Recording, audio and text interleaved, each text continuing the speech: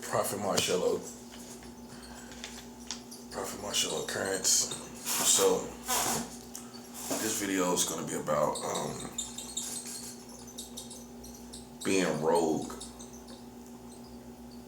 Well, I'm put it like this. This was in my heart. Being rogue away from America, and being rogue because of all they done. And this morning is a declaration of spiritual warfare declared on the United States of America. Spiritual warfare declared on them. Now, I mean, we're already on the road. I'm already doing it. It's just more of a, I guess you could say, a clarity. More than ever, where we just start excluding people that act like they don't understand. If they don't understand, they don't understand. That's it. They don't understand, they don't understand. It's that simple. Because it comes to a point, place, of time where us as God's people go to war. You know what I'm saying? We wage war, but it's not going to be a show. It's not going to be a show because, ignorant people like a show. Ignorant Americans, whether they be black or white, they love a good show. This is not going to be a good show. You know what I'm saying? We're already on the roll. You know what I'm saying? I'm already on the roll and everything. And so, this is basically just more clarity of what is already going on. I'm already strategizing. I've been strategizing for years. I've been at war, spiritual war, for years. Everybody know that. This is just more the intolerance of any other thought process. I guess you could say there's no other thought process. There's no other way. It's the last result. That's what we gonna do. So from this point, I don't even acknowledge anybody that is goofy over there with the Americans, except for my family. My family is the only one that have the right to be a little goofy when it comes to these Americans. Other than that, anybody that's kind of goofy towards these Americans, I don't give them no right, no place in my life. And that doesn't matter. It doesn't matter if you're a Christian or not. If you're a Christian and you're stupid enough to be over there with the Americans after all they've been doing, then I guess I'll see you in heaven. But here on earth, me and you can't have any communion on earth. And that's how you have to look at it. Some brothers and sisters, you can't have any communion with them on earth because they got to get to heaven and see all that the Americans was doing. And many of them going to fall down in their faces before God's good people that seen everything. And they probably would ask us to forgive them and say they sorry and everything because we didn't know what was going on. And that's how you got to look at it. They ain't going to know what's going on until it's over. Until they go to heaven. That's the only way they going to know. Me and you know today what's going on. Okay, so you got to kind of, how do I put this? When you was a kid, a teenager particularly, your mother wasn't in your world. They didn't understand your world. They didn't know what your world was. You got to apply the same perspective when it comes to the Americans. I mean, you're this war, right? We're at war with these people, and your family is not just gonna understand totally what's going on. And like you're in your own little world doing what you do, like when you was a teenager. Because if you don't have that mentality, low key, where someone doubts the situation, you'll be doubting halfway the situation, and you won't be as sharp and fluent as you're supposed to be. You're supposed to be all the way in this world, where if somebody's fighting you, you're all the way in this world fighting them back, wholeheartedly. Everything, I'm going to say this before I even go any further, everything we get from the Americans is spoils of war. Everything. So it don't influence us to change. It don't influence me to change. you're the enemy. So food, resources, medication, everything we get is just spoils of war. That's how we look at it. It don't influence us at all. So you have to settle that in yourself, because they'll try to influence you with the things that they give you. Like as if you should be with us. Look how we helping you. No, no, no. It's way beyond help. It's not a helping situation. Now is it? No, it's not. Okay, so you gotta separate yourself from the people that act like they don't know no better. You know what I'm saying? That's just what you gotta do. So for me, I'm probably be here for a whole year, probably almost, before you even catch up to my mentality. Because a lot of you still have hope in America, and a lot of you still think it's hope, and it's not any hope. It's no more hope. Remind you, Trump ain't saying nothing about this child marriage. He ain't saying nothing about people marrying children. But then his citizens are running around trying to hunt pedophiles in the country that marries children, which is retarded. Okay, you can't run around in the country that marries children looking for pedophiles. Okay, so it's just we have to handle it ourselves, because how I take it is that people just leaving us to die. Okay, so then don't worry about what I do. Don't worry about what I do. I'm finna go all the way into war. You know what I'm saying? And that's that. You know what I'm saying? Which means I give no compassion to their citizens. I don't mourn their citizens. I don't mourn anything concerning the Americans. And it's all spiritual war. It's all spiritual war. That's what it is. So I'm happy about it. You know what I'm saying? Because it frees me from just hanging on to any kind of little emotional feelings about the Americans. I don't have that. And that's that. So it's not out of anger. It's out of the last result. It's what we got to do. If they let these gay and lesbian people play with us, and these little culture people, these little culture little bots and stuff that play with us, and they don't think we can get at the whole country. Now they gonna see we can get at the whole country. That's it. You know what I'm saying? You're not gonna be able to isolate me and play with me, and I can't get at your country. You know what I'm saying? It's not gonna work. I'm too close to God. You know what I'm saying? You gotta have that conversation with the people. If you don't, listen, I'm taking care of my business like I'm supposed to as a grown man. How about that? That's what any man would do. I have legal right to stand my ground and go to war with any threats against me, and that's basically what I'm doing. If it's all in the community, it's all out here in the community, I have right to wage war as far as my eye can see.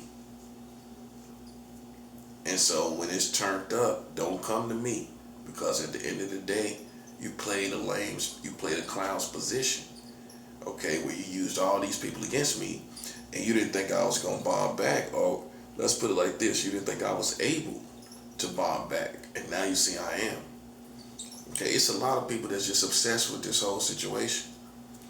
It's ignorant people. We all know it's ghetto people that ain't got nothing better to do with their life. You know what I'm saying? Than to obsess over what I'm doing and the progression of this whole situation. And what the progression of this situation is that we're going to war. That's it. And that's all there is to it. And if you're just riding around and you're not willing to go to war, you're just riding around with psychological stuff, we finna tear the whole community apart by spiritual means. So we're not intimidated. I'm not a little boy. I'm not intimidated by none of that stuff they doing. The revving of motors, sounds. I'm not a American, I guess you could say. I'm not like them. I don't think like them. Okay? So we officially declare spiritual warfare on the American community as an entire community. And this is a result of us having no choice. Okay? Because the last time I checked, man, I got results. I got numbers. And I just result back to being a black man in America. And I don't know what else you thought. Okay, so from this point, man, it's no love. It's no need to even talk about getting together. We're on a roll. The Americans have done so much that it's just the end. Okay, so all we do now, like, I'm not telling you to follow me. If this is not for you and you're blind, just change the channel, unsubscribe. If you haven't subscribed, just move along. You know what I'm saying? Because this is where I'm at from this moment forward. What's today? January 10th, 2026. That's where I'm at to the end of the world. You know what I'm saying? It's going down like that. You know what I'm saying? So this is a higher declaration of spiritual warfare against these people. Take it as a joke. The last man did the same thing, and look where they at now. Okay, so it's up to you how you want to look at it. But I'm going to get into the technicalities because I googled war is based on a biblical basis. How is it done on a biblical basis? So I looked up the right to wage war on a biblical basis. You know what I'm saying? Because at this point, if somebody is consistently against us, it's a no-brainer. It's a war. It's a no-brainer. It's not trying to be cool. It's not trying to be tough. It's the last result. If people are consistently against you, if they following you around like they follow me around, it's a war. And that's that. It's nothing else to talk about. Because we not going to give in to whatever they talk about we was or what we did. We not giving in to that. That's not going to happen.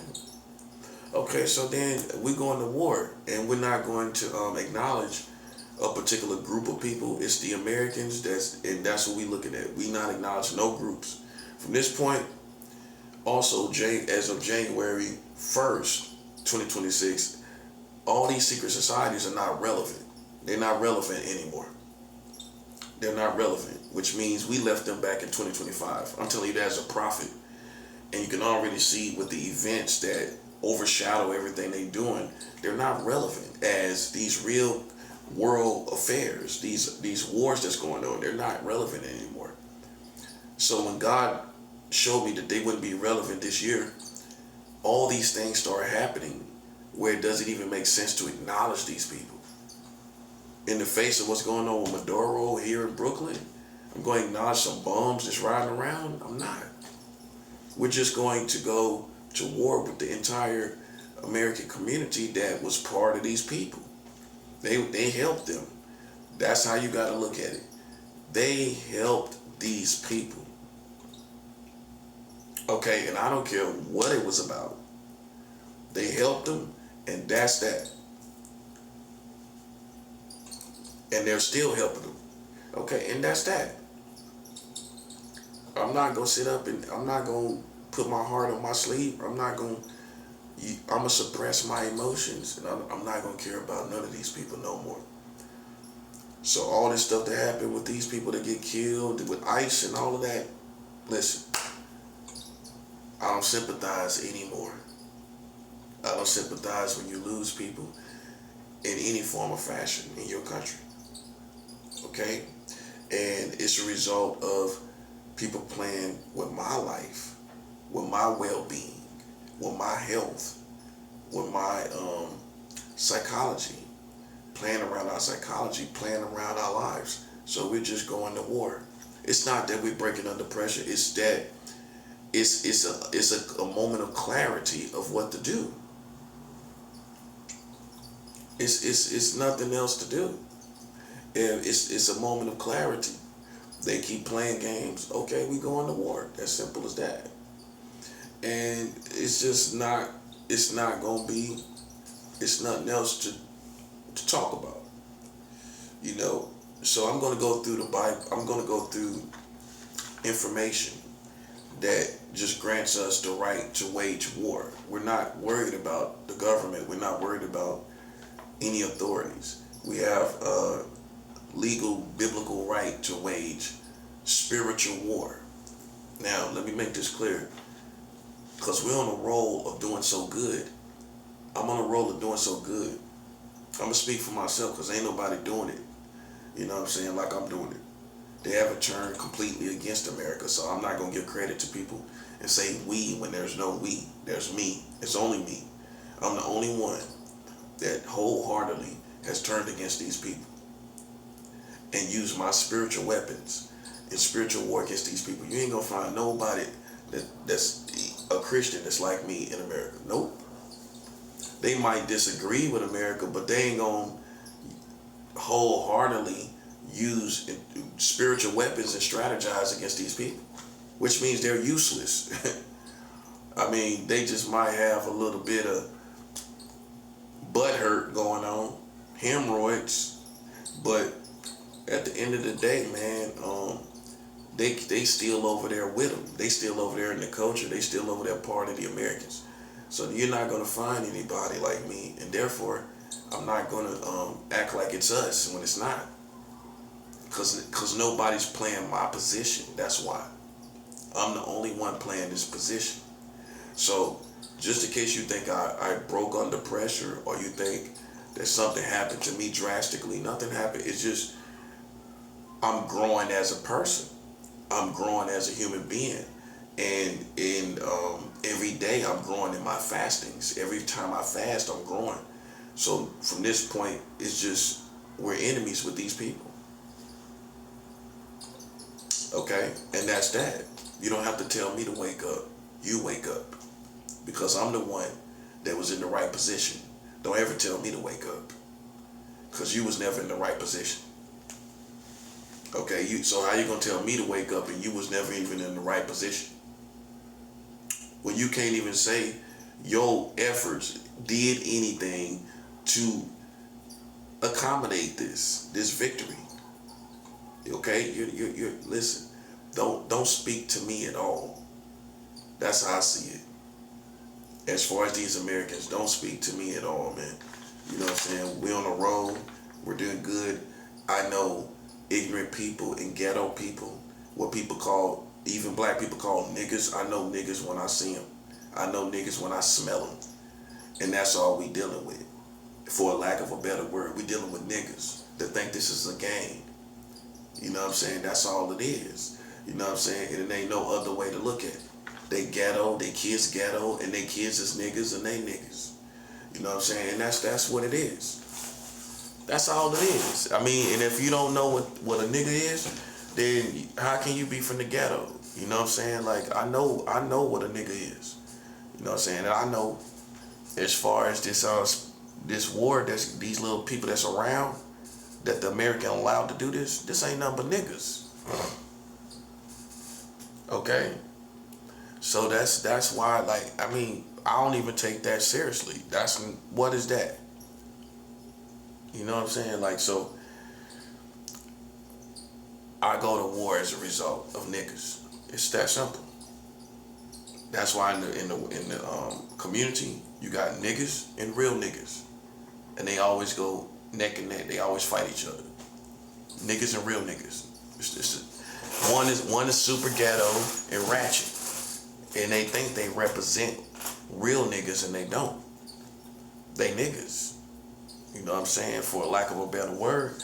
And people who wind up destroying them are real niggas. They the ones that wind up killing them all the time. And that's why so much hate among each other, because people complain about the same thing. Niggas. That's what it is. You know what I'm saying? And, you know, when people say that, they mean it. You dealing with niggas. We deal with niggas. We have to. You know what I'm saying? And they mean it exactly like it is. Ignorant black people. That's exactly the context of what it is. I mean, how you even, no matter who you are, how you gonna make it something other than that? That's what it is. How I'm gonna make it how I'm gonna define it some other way? That's what it is. So that's basically what it is. And people like them, which is some of the Hispanic Latinos and even some white people, niggas. You know what I'm saying? And that's basically what it is.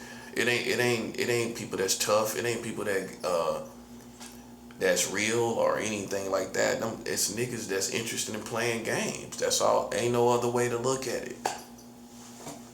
If a person wants to play a game with you and you're both grown. Them niggas. That's all it is. That's all it is, bro. It ain't nobody being tough and hard. We already established that they not. We done challenged them on too many levels.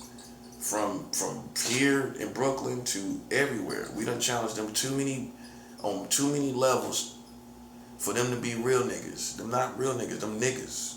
And that's a big difference. You know what I'm saying? So a nigga gonna put on a show. You know what I'm saying? And run around and dance and put on a show. That's what niggas gonna do. You know, so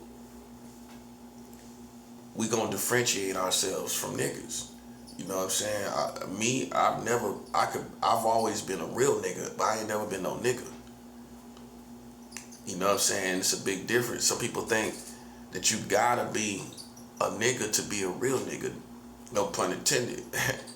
But it's two different definitions. You know, you can be a very professional soldier and completely smash these niggas. And you ain't ratchet. You ain't a ratchet person. But you're a real nigga. You know what I'm saying? And that's what it is. So that's why I took care of my business. This is why I'm taking care of my business. Because I know what we dealing with. We dealing with niggas, blames, and everything undesirable. Nothing desirable. Okay, so, you know, for me, I'm about to put $1 million down in Colombia. That's what I'm about to do. You know what I'm saying? I'm about to do that. Like, this is day 2 of a 3-day fast. I'm about to put $1 million down there in Colombia. So I'm going to be out there, you know what I'm saying, go get that cash and put that in the mail. I'm about to put that $1 million in the mail. God's going to be with me to protect me. Because, you know, niggas want them so bad to block that. You know what I'm saying? And we ain't going to let them block it. You know what I'm saying? God ain't going to let them block it. So I'm going to go out there and get that cash, go get me some food to eat, and come back. You know what I'm saying? A couple days, I got to go grocery shopping, go get my cash and everything, and come back on here. You know what I'm saying? And drop that $1 million down there in Colombia. Yeah, I'm about to put $1 million. And you watch, as you see things have changed already, you know what I'm saying? It's about to change even more. Then after that, I'm about to get another little piece of money from my family. After that $1 million I drop down there, I'm about to drop some more money down there. I might just go ahead and stick with Colombia all year. I might stick with Colombia because the value exchange of the currency is great. You know what I'm saying? Like, I'm putting $1 million down there.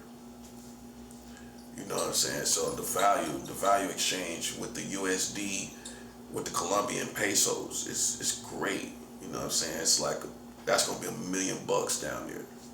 And I saved the money. I could have been dropped some money in the mailbox down there to Colombia, but I wanted to put a lump sum of a straight $1 million at one time. I could have broke it up and it would have still been the same thing, but I just wanted it to be, that's just me. I just wanted it to be $1 million in one whop, just $1 million. Once they exchange it, you know what I'm saying? So that's what I'm doing, you know what I'm saying? Right now, that's my next move. You know what I'm saying? It's about to go down in like 2 days and some change. Like, I'm fasting. I'm on day 2. You know what I'm saying? It's 4 March, so it's no games being played. I'm not sitting here with a hissy fit, angry and, you know, just angry for no reason. Nah, it's not like that. It's wartime. You know what I'm saying? I proved it. I'll show you what I'm doing. I'm sending $1 million down there to South America, right where all this confusion and stuff is going on. I just sent some money to Colombia about 2 weeks ago. The 30th of last month, so about 2 weeks ago. You know what I'm saying? So that hit already. That's already down there. I sent that from on the card, you know. And at first I thought that wasn't gonna be a lot of money, but when I thought about it, I'm like, oh, hold up. They still gonna be using a USD card down there, which means it's gonna still have the value exchange applied, you know. So I sent like with that being said, I sent like $181,000 down there. I sent $181,050 down there. That's all. That's why everything has changed. So we ain't playing no games, man. I'm already on the roll. I'm already got results and everything, and we gonna ball. And listen, I'm bossed up. I'm gonna talk to you like a boss. I ain't hiding nothing. I ain't hiding nothing. Especially when it comes to something as giving offerings to a church. I'm not hiding that at all. That's the work of the Lord. Let somebody challenge that. Let somebody play with it.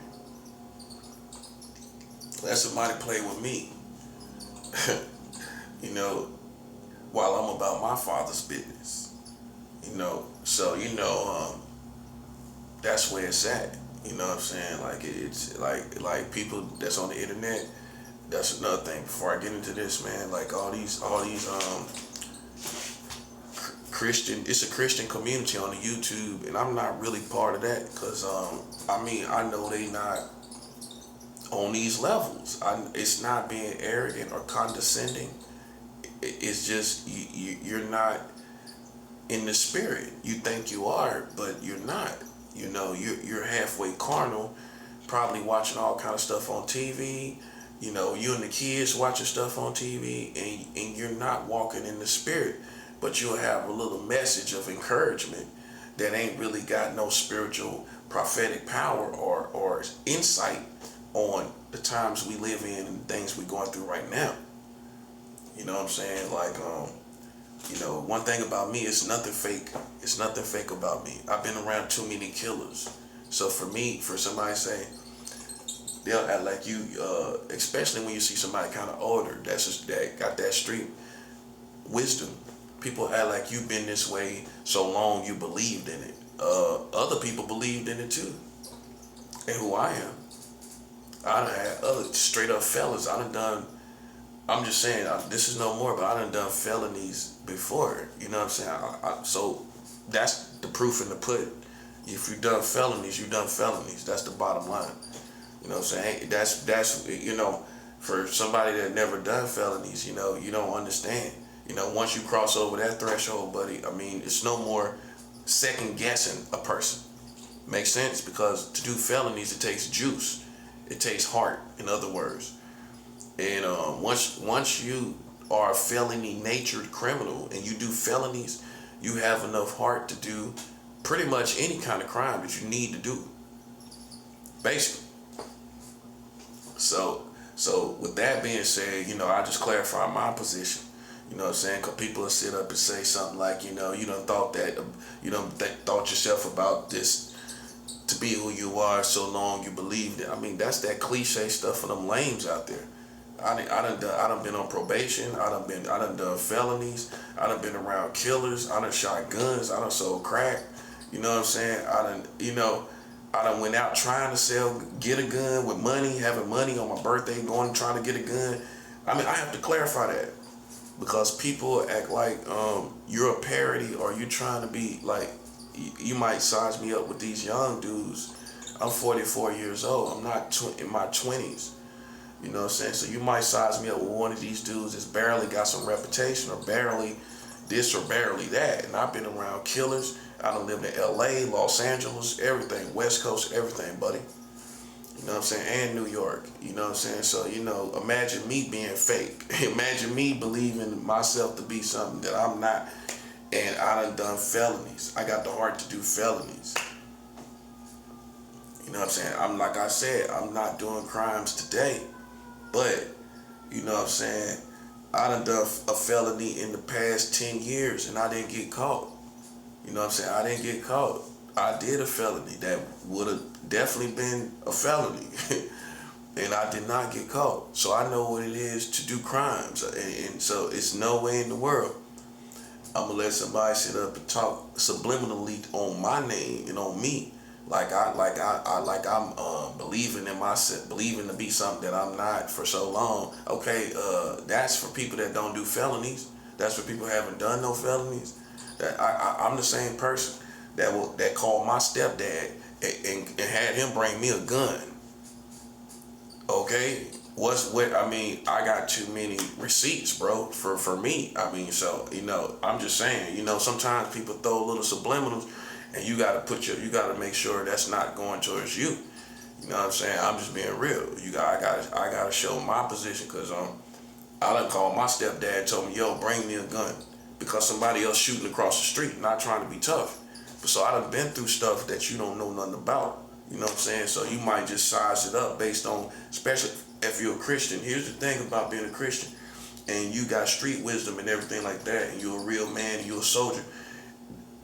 When you got the spirit of Christ, people will mistake that for softness. You know what I'm saying? Because you're nice and you're sweet and you're growing in Christ, right? You're growing as a person.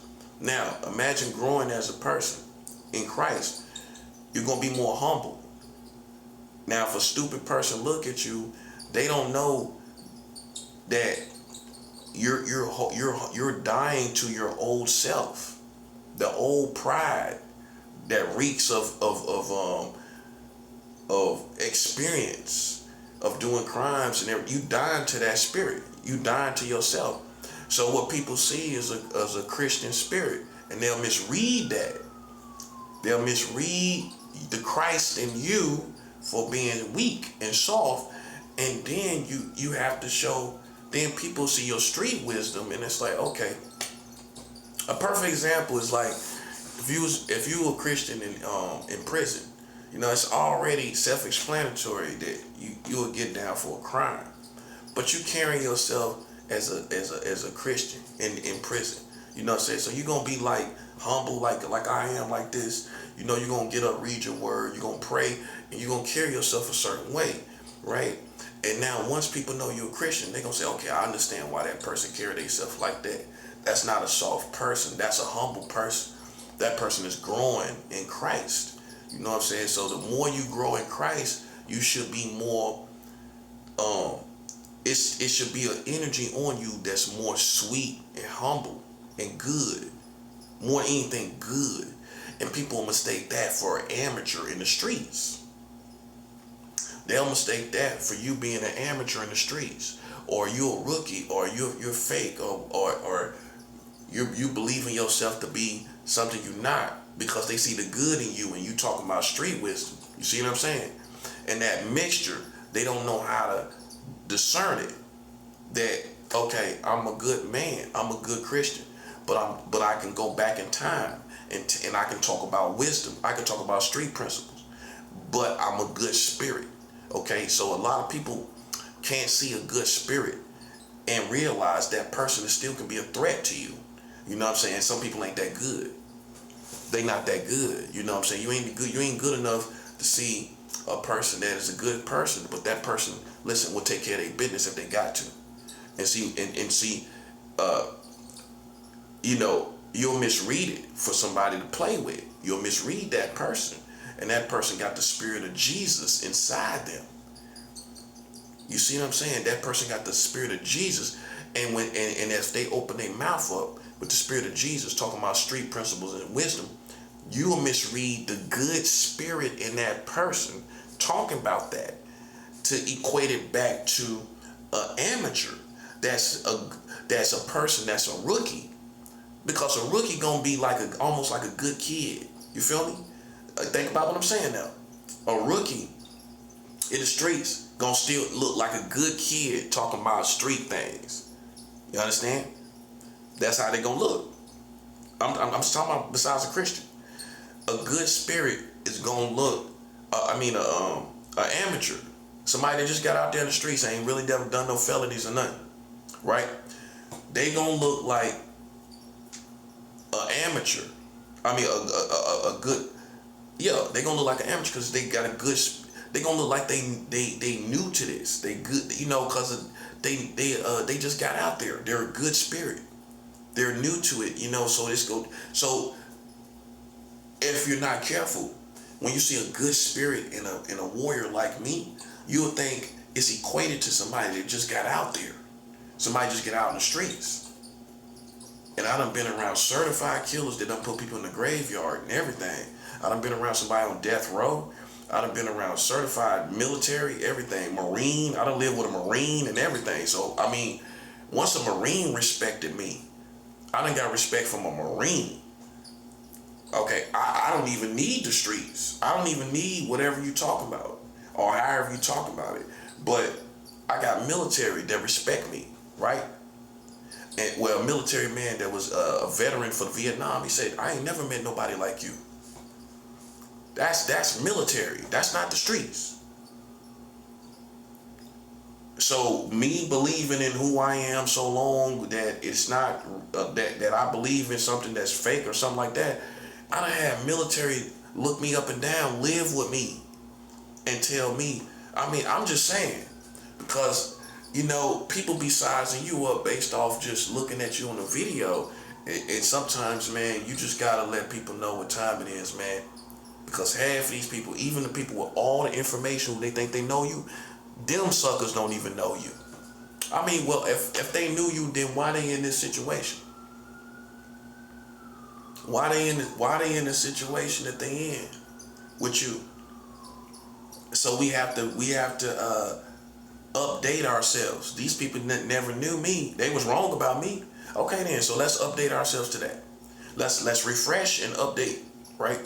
They was all wrong about me. And so I win. Cause it goes to say you couldn't see me. That's what it is. So when you have people like Tupac and other people say you can't see me, I mean it's real. Some people cannot see you for who you are. That's what it is. And it's too late. You know what I'm saying? So I describe myself so you can see get all this information. And you can look at the person in front of you and say, okay, that makes sense. That makes sense. Okay, that makes sense. Okay, yeah, man, because sometimes people shoot subliminals, man, and I don't really care where you come from. I done lived in LA, I done lived in New York, I mean, I don't care where you come from. And I don't care what you exposed to and who these other people are. I know what I'll do if I have to. I know I'll take care of my business, and I don't care who is whoever out there. And that's the same thing people gonna say in prison. I don't care about this dude over here with his reputation. He might have more. Everybody's. I mean, when you go to if you go to a prison house, other people gonna have different reputation.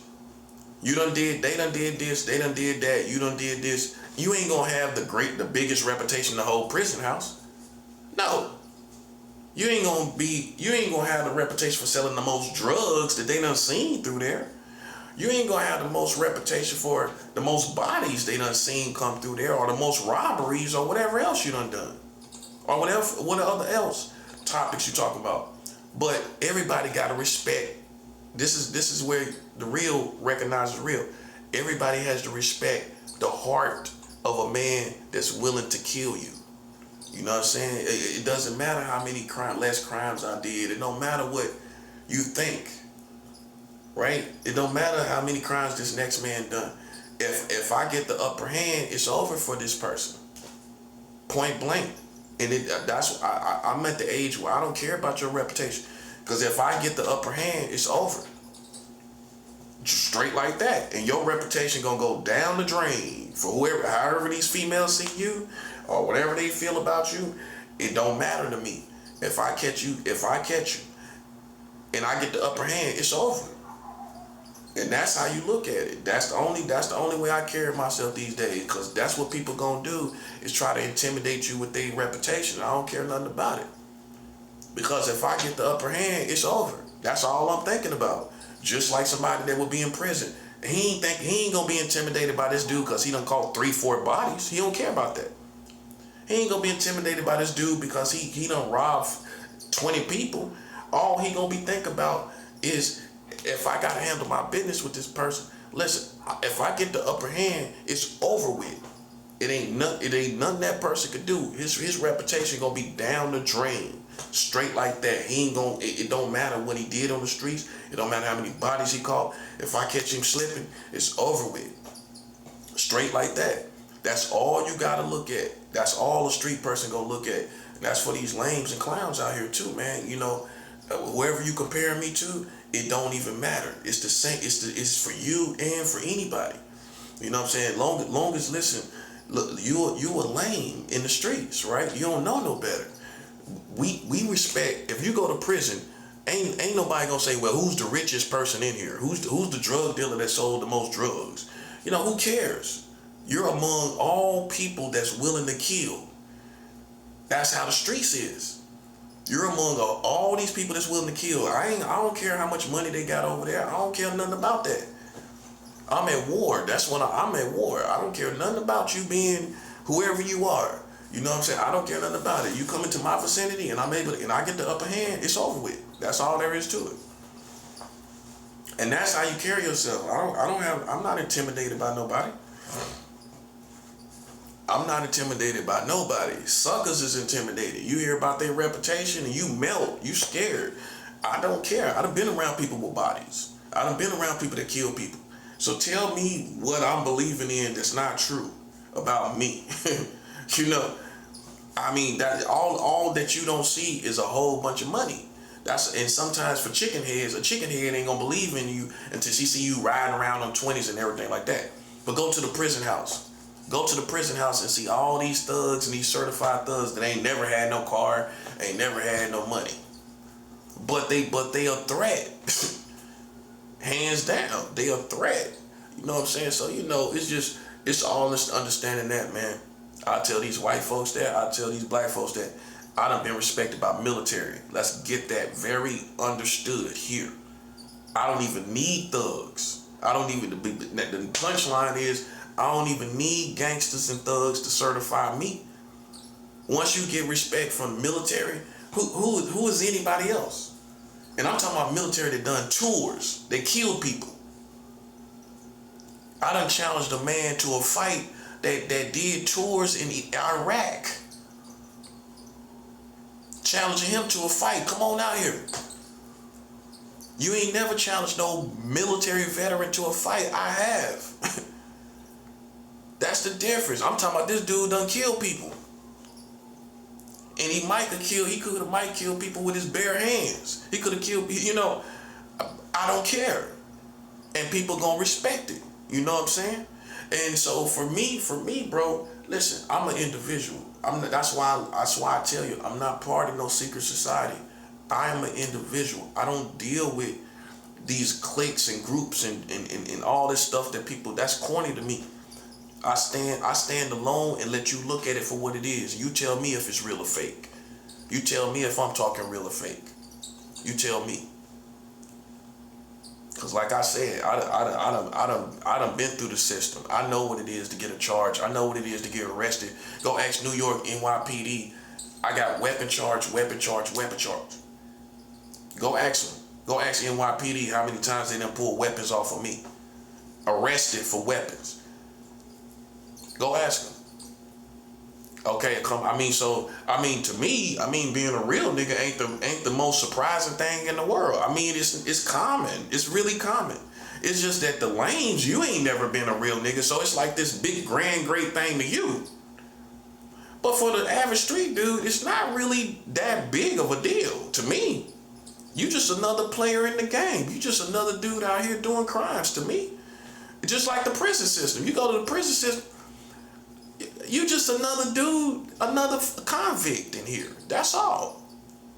You ain't nobody special to us in here. You just another convict. And you lucky if you can get out of here in one piece. You know, you can apply that to the streets, and I get that from the streets. Okay? I get my mentality from the streets. Okay? From the jungle. I done been through the system. I done felonies.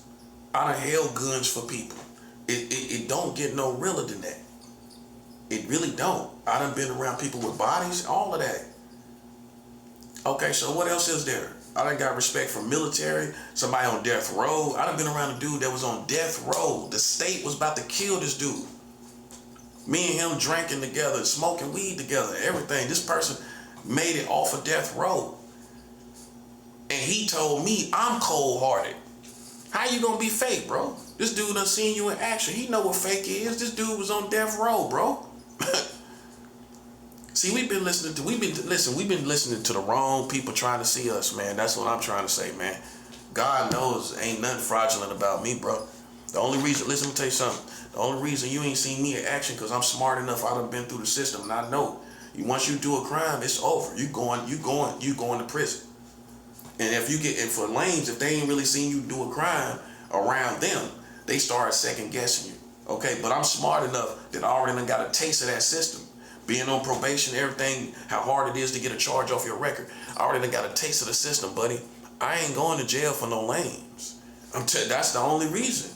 Other than that, I got the juice. I mean, I got the heart to go, take care of my business on these suckers. But is it worth it though? So I practice discipline, man. And through that, man, people get comfortable with that and think you playing. You know what I'm saying? Like I said, bro, listen, I don't care if you're a man or a woman. Don't listen. If you can't say it straight to me, face straightforward, and say what you gotta say on my name and on me, straightforward, then don't say nothing at all, man. Cause I'm that's how you know I'm real. If you get me started, listen, I'm gonna go through my whole resume. I'm gonna go through my whole testimony. For a Christian, I'm gonna go through my whole testimony. That's right. Because you'll have me sized up like one of these dudes that grew up in church, and that's okay if you did. But that's not me. Okay? So then I gotta pull out my testimony so you can size me up the right way. So you think I ain't, so you won't think I'm on here being no cartoon, playing games.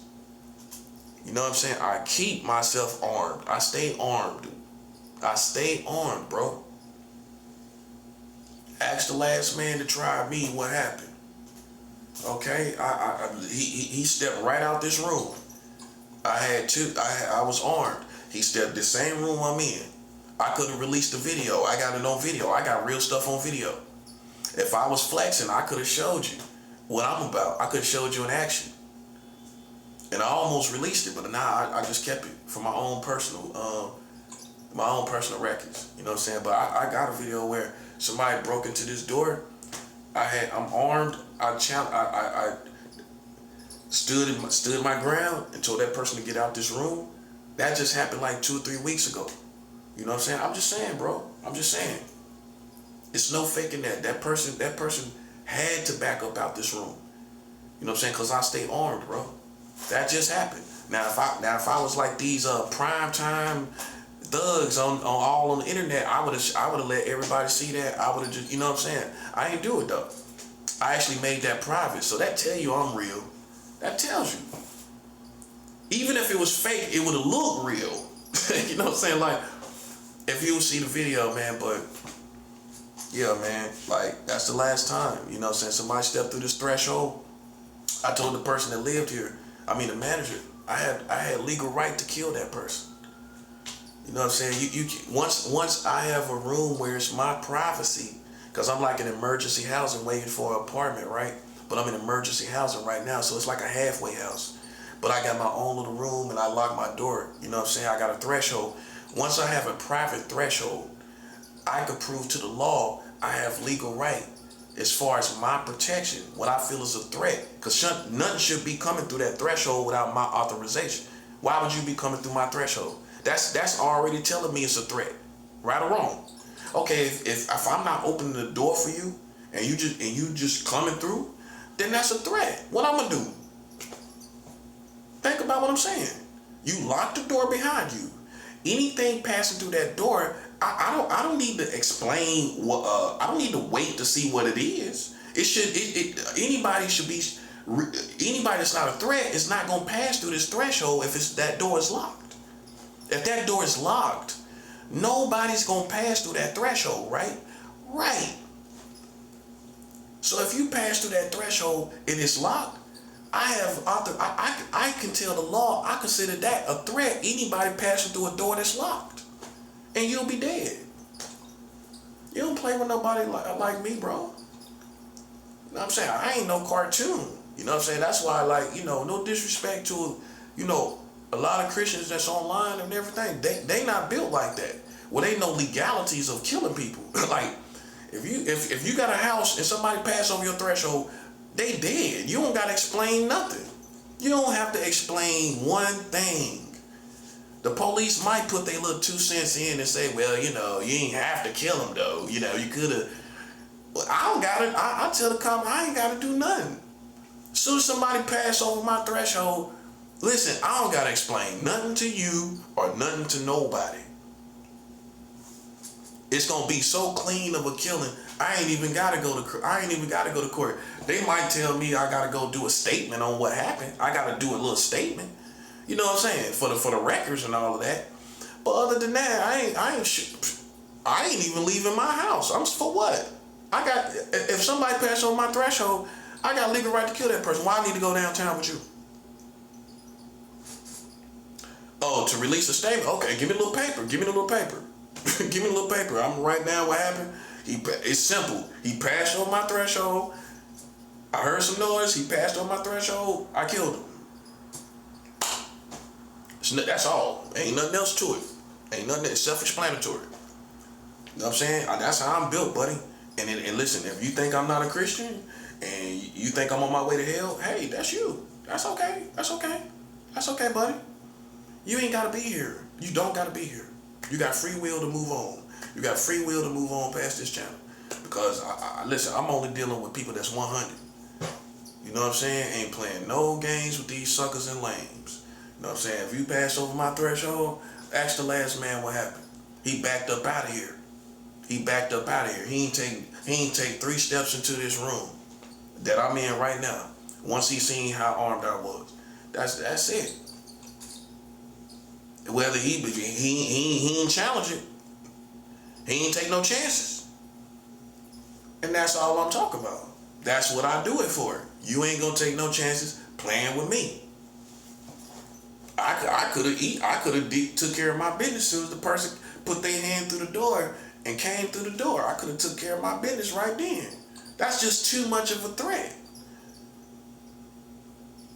And see, that's how comfortable people get. Because see, in this building, it's a whole bunch of, it's like, you know, little soft dudes, little gay dudes, right? Okay, so this person just used to be walking around like, you know, that's what it was.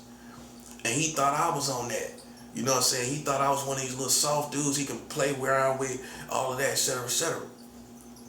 That's all it was. That's all it was, man. He found out, bro. Listen, you messed around and found out. I got a story like that. I got a couple stories like that. You mess around and find out. I got a couple stories where people messed around and found out. I can fight too. I can fight. This one dude punched me in my stomach right here in New York for no reason. Because he thought we was going to rob him, right? So he thought I was the weakest link. So he punched me in my stomach. Man, that was one of the best fights of my life, man. I punched that dude all in his head.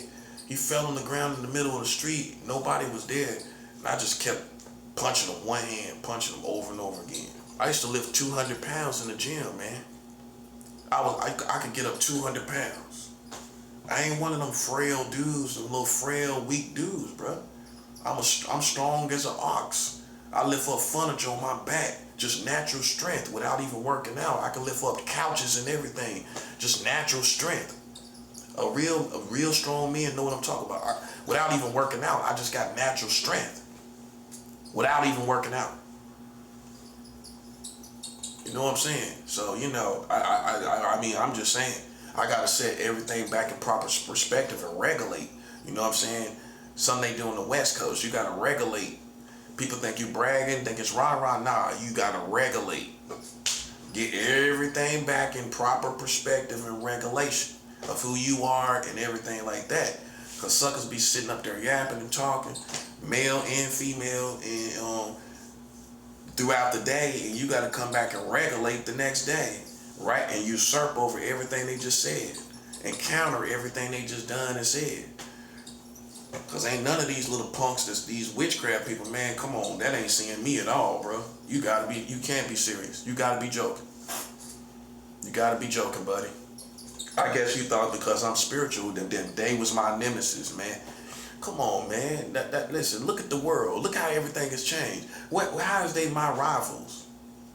Tell me, show me how. just because they oppose God, that's my man. Come on, you a clown, bro. On everything I love, man. I done been around darker people than you. If you use witchcraft, man, and you think you the darkest thing I done seen, you out your mind, man. I done been around people, put people in the graveyard. They dead. They still dead. Their remains are still in the casket somewhere. You don't put people in caskets. You don't put people's remains in a casket in 6 feet under. You ain't been around nobody like that. You know what I'm saying? That's the white boy way of being tough, using witchcraft. Or these lames. That's their way of being tough, using witchcraft. That don't impress me, buddy. Not somebody been around killers. Now these little suckers out here, these little teenagers might get spooked about you. You know what I'm saying? Come on, bro. That's one thing good about me, man. Cause all these rappers and everything, you could only be what I already seen anyway. If you are a killer, I already done been around killers. I grew up and I've got out in the world, right? So even with these rappers, I don't care. I mean, you ain't gonna be nothing but what I've seen already. Just a little more money, that's probably it. Cause I done been around killers. So who you gonna be? What more different are you gonna be from them?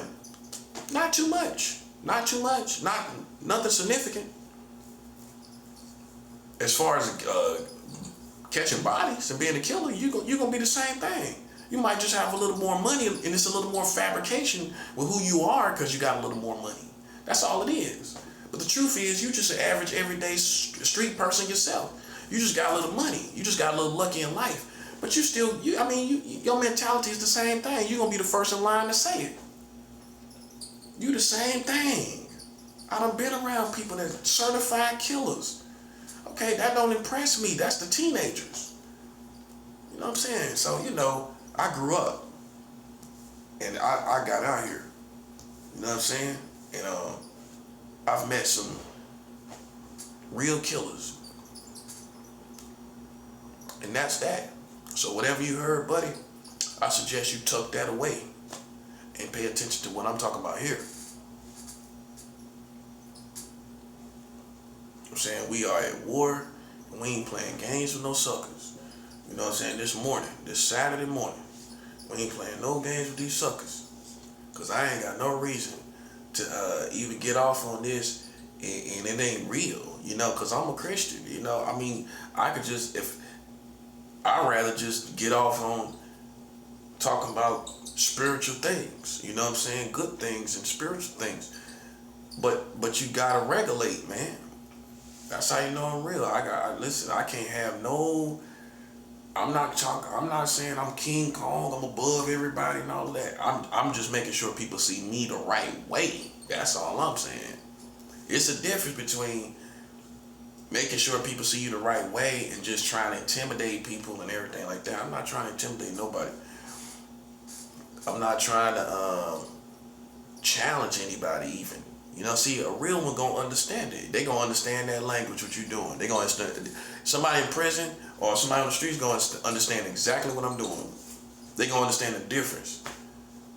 You know what I'm saying? You don't let nobody sit up and throw subliminals like you know what I'm saying, like they can size you up, like they know who you are and all of that, man.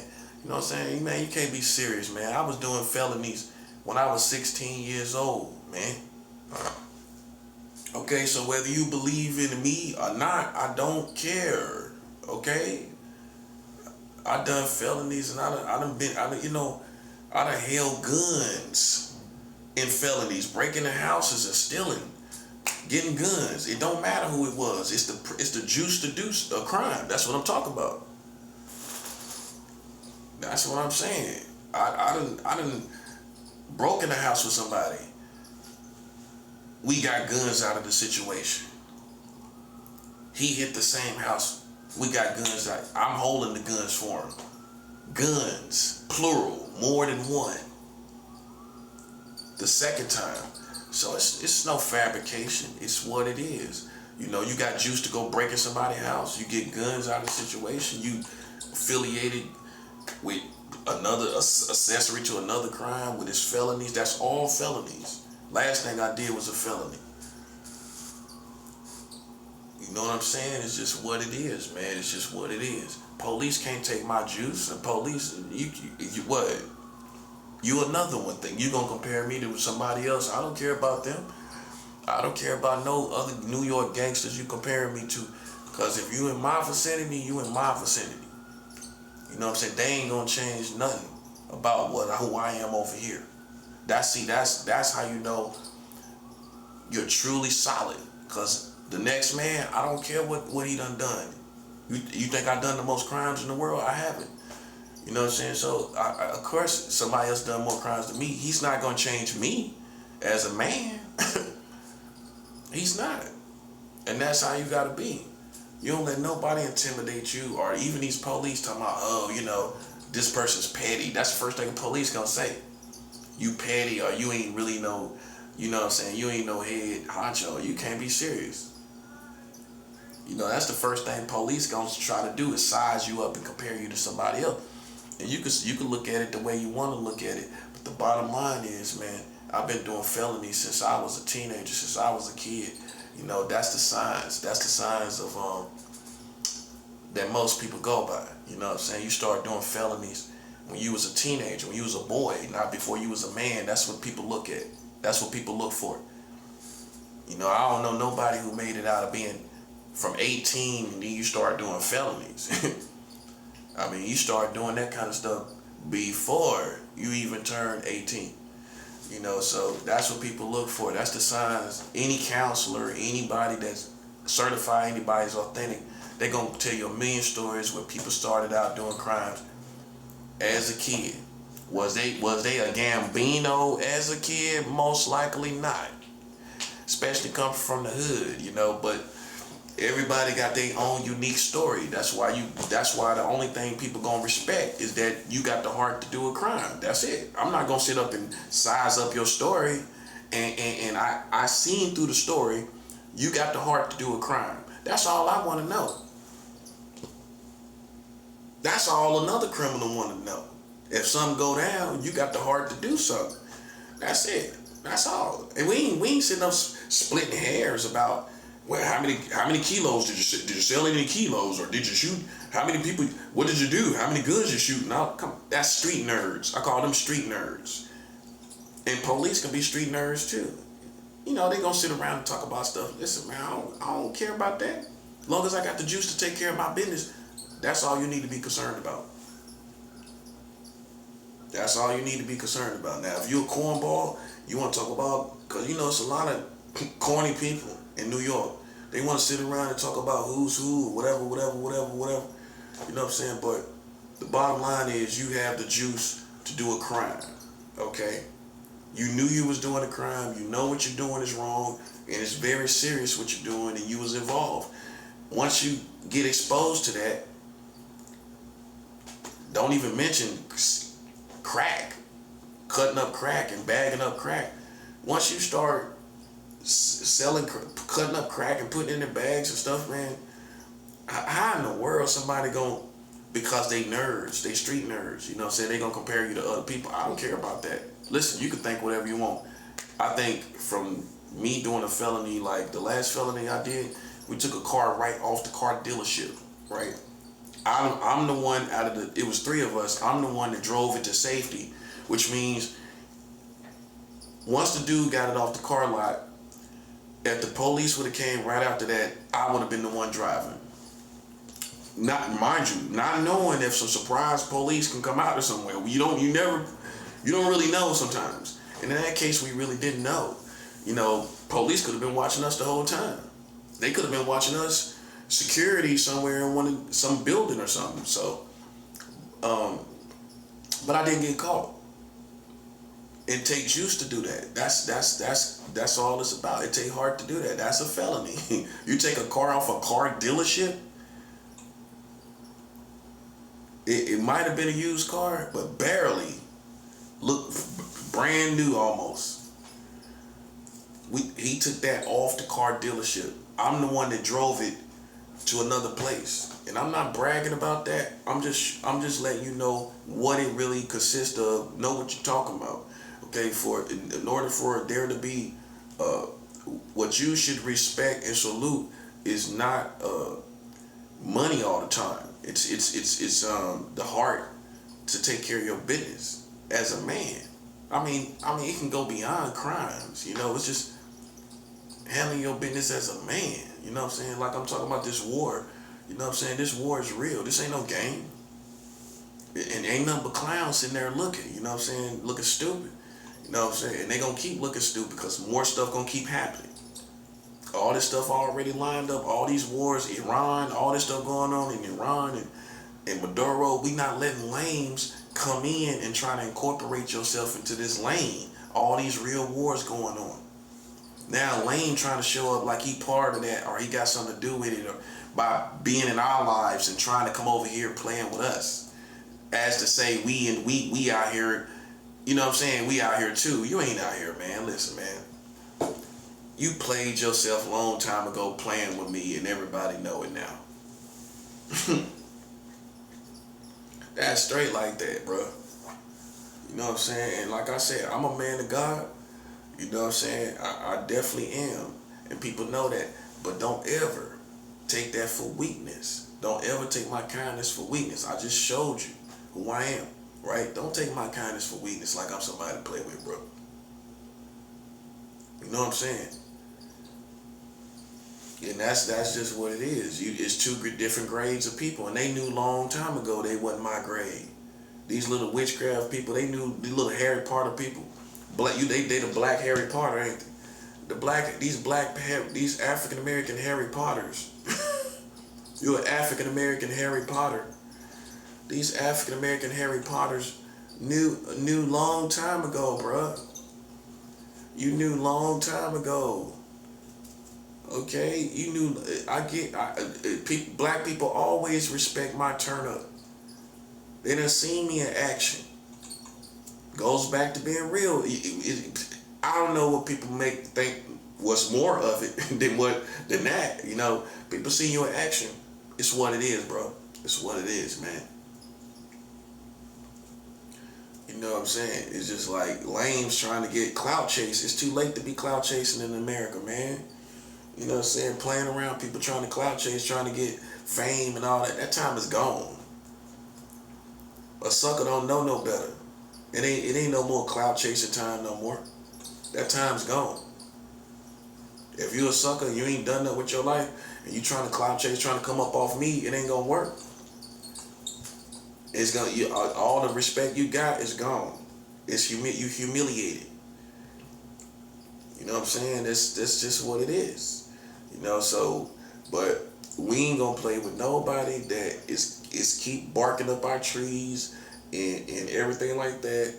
And we ain't gonna play with nobody that think that this is a game or some contest or something. Whatever you think it is, I don't feel the same way. Okay? We left all those irrelevant people back in 2025. Once I beat gang stalkers in California, North Carolina, and New York, 3 different states, it's over, buddy. Ain't nothing else to see. You listen, I washed up your whole efforts. All your efforts have been washed up, and I'm a normal person. See, how they'll paint it to save face is like I'm Bigfoot or something. I'm a normal human being. I just showed you. I done felonies. I sold crack cocaine. I done broke into a person's house. I done, you know, I done stole a car. I done helped steal a car off a car dealership parking lot. That's the last crime I did. I would have probably still had that on my record. And count, you know, a handful of times of the police, NYPD arrested me for weapons. You know what I'm saying? So, you know, put all that together. Ain't nobody playing no games like that. Ain't nobody playing games doing all of that. And that's facts. And then you don't really see, I'm not infatuated with that kind of stuff. I'm not a part of it. You know what I mean? I'm not trying to burst out of it. But back in the day, we all got influenced. Influence is different. So the truth is, none of us had to be in the streets.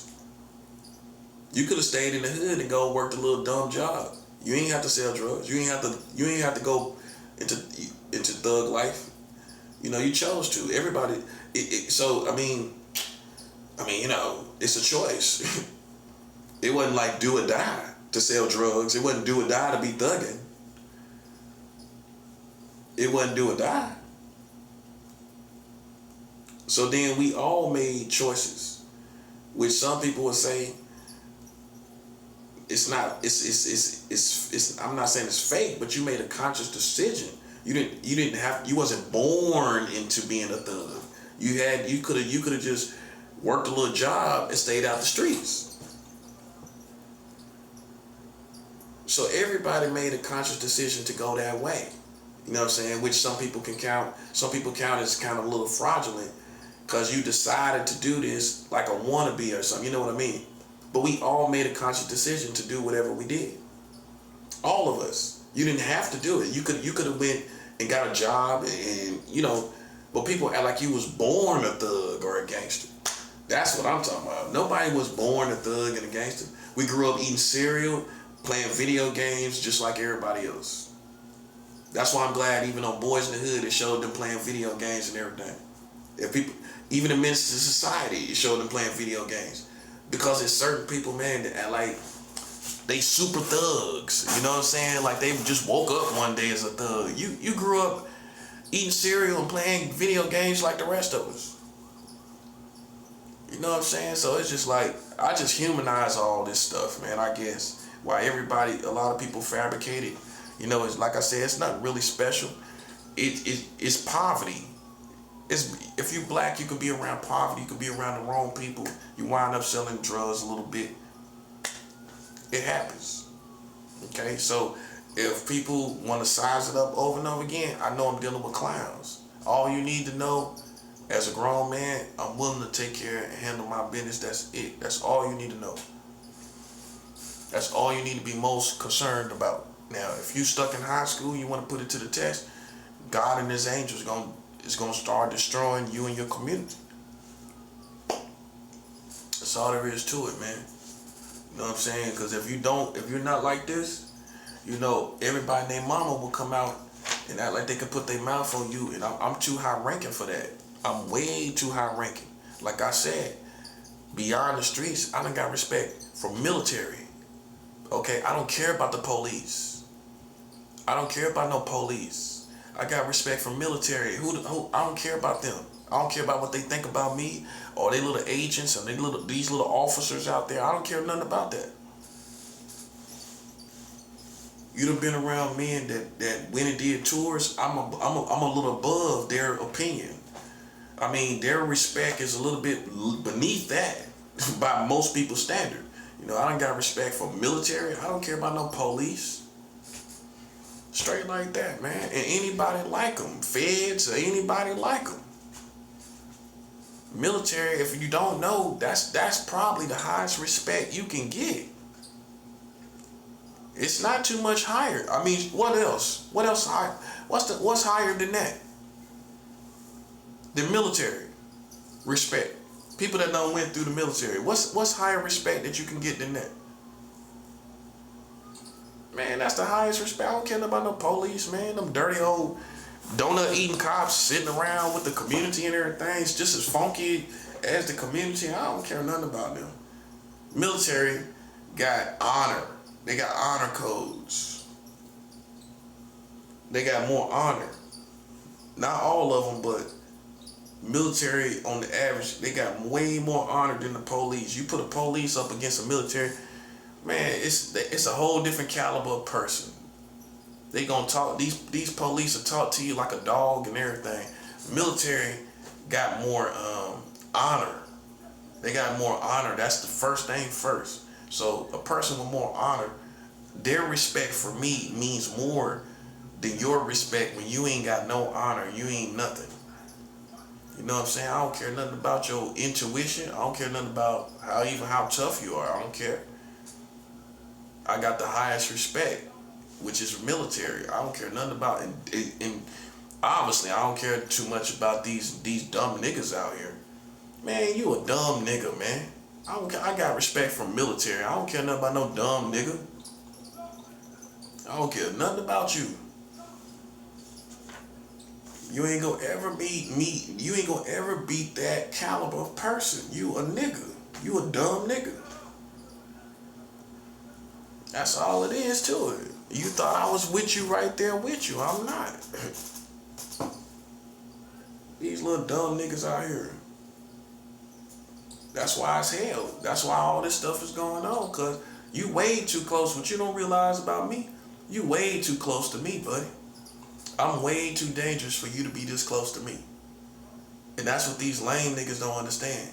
You know what I'm saying? No, I'm not that type of person that you put me in a little building and have all these lame niggas around me. I'm too dangerous for that. There's some people that's too dangerous for that because you don't know how they gonna react. They don't know how they gonna react. From day to day, I don't know. I can't tell you. I just hope every day I put my best foot forward and I don't wind up hurting somebody. That's it. That's all I can promise. I can't make no definite promises.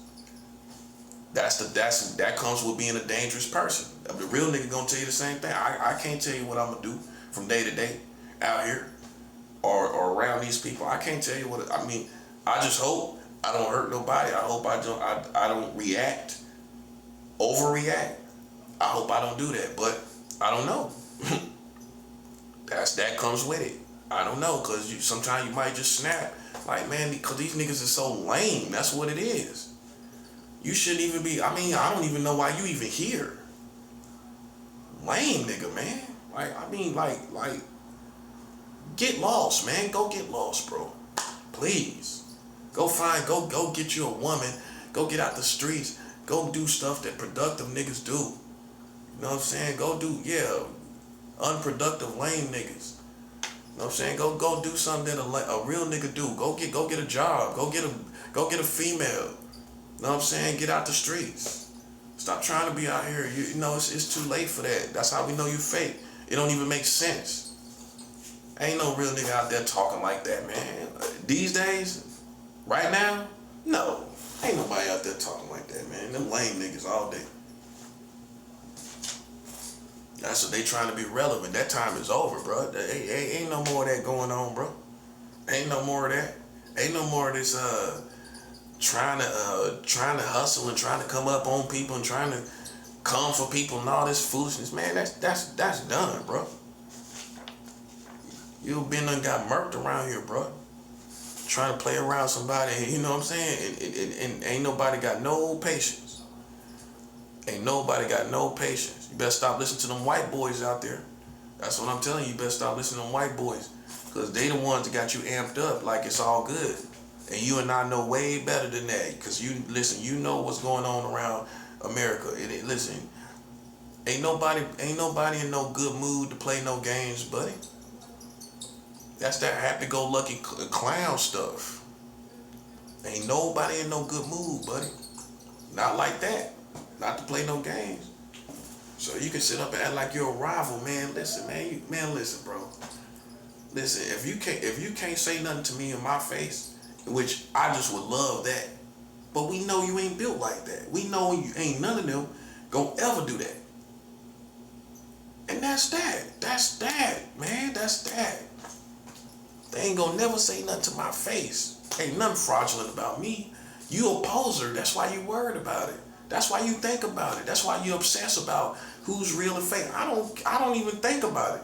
I look at the streets like it's more real people out here than fake. It's more people that'll hurt you that won't hurt you. That's how I look at it. But then it's a double-edged sword. It's a lot of fake people too, right? But if I see somebody talking like this, listen, I'm not challenging that. That's not being scared. That's just not being stupid. Like Juvenile said, I ain't scared, but I ain't stupid either. You know what I'm saying? Juvenile from Cash Money. I ain't scared, but I ain't stupid either. You know what I'm saying? Like, you know what I'm saying? I ain't scared, but I ain't stupid. I take caution. You know what I'm saying? I take caution. You know what I'm saying? I take caution on everything I do. You know what I'm saying? And that's right. That's right. I take caution, and I should take caution. You know what I'm saying? You know, it's just crazy, man. You know what I'm saying? It's just crazy, man. But like I said, it's a war, and I'm glad I lined all of this up, because I don't want no more fake people watching me on my page and nothing like that. You know what I'm saying? I'm not saying I want carnal people that haven't turned from the culture and haven't turned from the streets, but you gotta be a soldier, man. You gotta be. I ain't even watching people that I rather watch my own videos before I start watching these people talking about, yeah, you gonna get some more biscuits and cupcakes. You about to get some more biscuits. You about to get you about to get a new pitcher of iced tea coming up. Somebody gonna give you a pitcher of iced tea.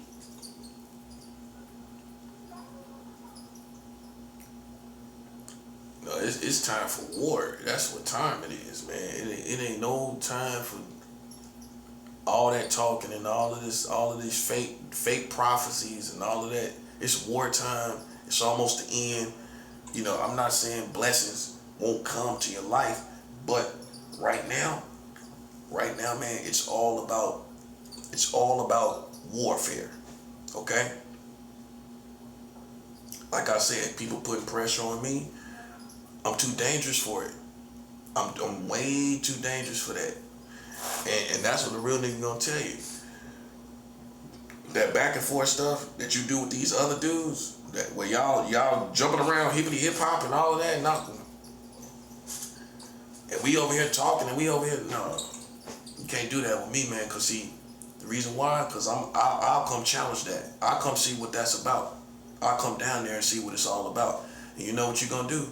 You're gonna act like ain't nothing going on. That's what I'm saying, and I know that. I know that. All that talking, all that sizing up, I go down there and act like ain't nothing going on. So then after a while, you realize it's a lost cause. Because if I challenge it, which I have before, ain't nothing gonna happen.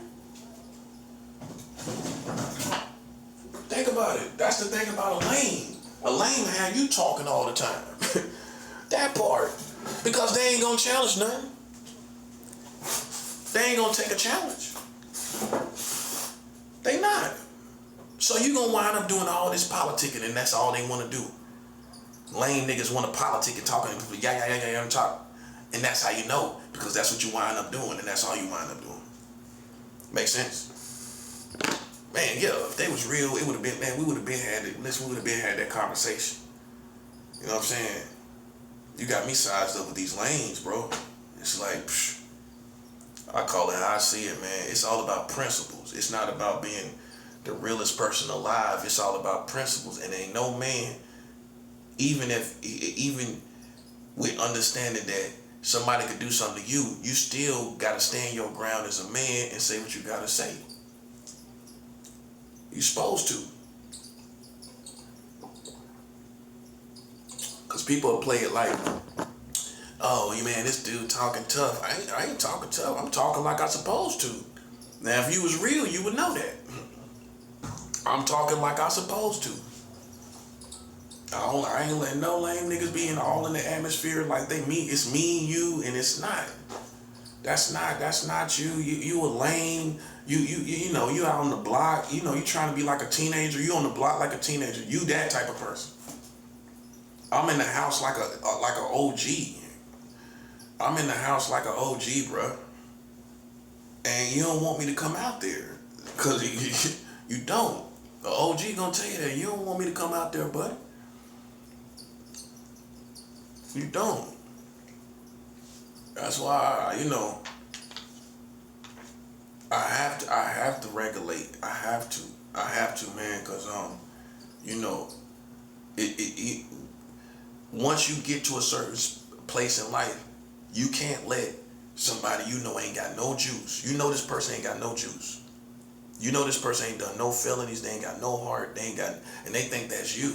They done sized you up with these gay dudes in here, and they think they can break past that and find fakeness, and it's not gonna happen. Especially a white man. A white man gonna think that. A white man gonna think, he heard you was around these gay dudes. Oh, he gonna break past that and find some fraudulence or find some fake. You ain't gonna never do that. I promise you that. I don't have no reason to lie. But at the same time, I'm not in an arena of proving I'm real or fake. I'm past that. Where I don't even care. Let somebody try me. That's all. That's simple. I'm past that arena of who's real and who's fake. That's the lames, man. That's these beginners. I don't need to prove. I don't have it to prove. I don't have you. You think I got to prove that I'm real? No. So you can think whatever. But I'm gonna regulate the atmosphere. I'm gonna get all that funk out the atmosphere. Okay. Okay. Should you check and see if you lined up good? Of course you're gonna do that. You're gonna check and see if you lined up good, what you talk about and everything like that. You're gonna evaluate yourself while you talking and everything like that. But at the end of the day, man, like I told you, ask the last man that came through that threshold what happened. That's all you need to know. I'm talking about right here in this building. Go ask the last dude that came through that threshold what he was met with. What did he see when he came in here? Ask him what he seen when he came in here. That's all you gotta do. Go ask him. Go ask him. Teenagers sitting around thinking about who real and fake. Go ask him what he seen when he came in here. That's all you gotta do. Now you obsessed with being real. I don't care nothing about the streets like that. I'm disgusted with the time that I wasted with that mentality, if anything. People burnt out on the streets. We don't even care nothing. We disgusted with all these lame niggas out here. I don't care nothing about it. That's how you know I'm real. I don't care nothing about it. When you say you don't care nothing about the streets, that's how you know you're the person real. A lame ain't gonna say, I don't care nothing about the streets. You trying to prove stuff to the streets all the time. You kissing the streets butt all the time. I don't care about the streets. If it wasn't for that mentality, I might have would have been way further along, away from dumb niggas like you. If I didn't have that mentality, I might have would have got me an education or went to school, went back to school and did something more with my life. So half of us are disgusted with the streets. We can't stand niggas like you. All out here like trying to show we don't care nothing about you, man. I promise you I don't.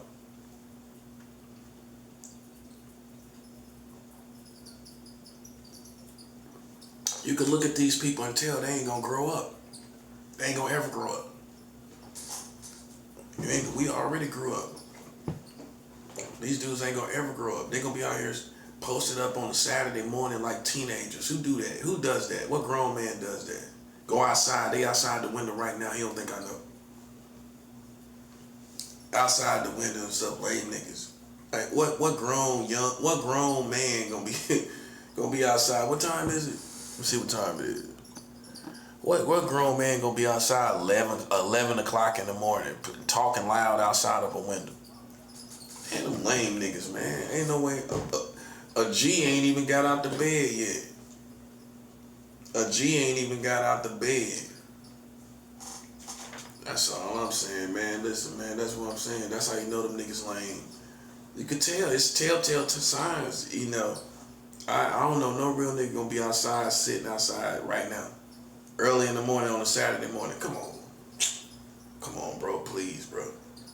That's what I'm saying. You have to regulate in 2026. There's no room for it. Ain't no room for no lame niggas no more. Just like the 90s. In the 90s, nationwide, there was no room for lame niggas to be on blocks or anywhere. We get back to that. Back to the 90s where there ain't no room for no lame niggas out there. There ain't no room for you. Go back in the house. Go play video games. Go back in the house. You got a phone and everything. Go entertain yourself with social media and all this stuff out here. See, I don't have a problem with somebody that just on social media and they just mind their business. I got more respect for that person than these lame niggas out here. They ain't street niggas. So what is it? That's all I'm saying. Go in the house somewhere and get out the streets, man. I mean, you know, cause you don't want your family to be street niggas. You want your families to be on social media, you know, entertain themselves, you know what I mean? You don't want your kids out here hustling and thugging, right? Okay, so what these people out here doing? What they doing? What's that? That ain't no thug, man. That ain't, I don't know what it is, and I don't care what it is. That's why we waging war. That's why we waging war. You know what I'm saying? That's why we waging war, man.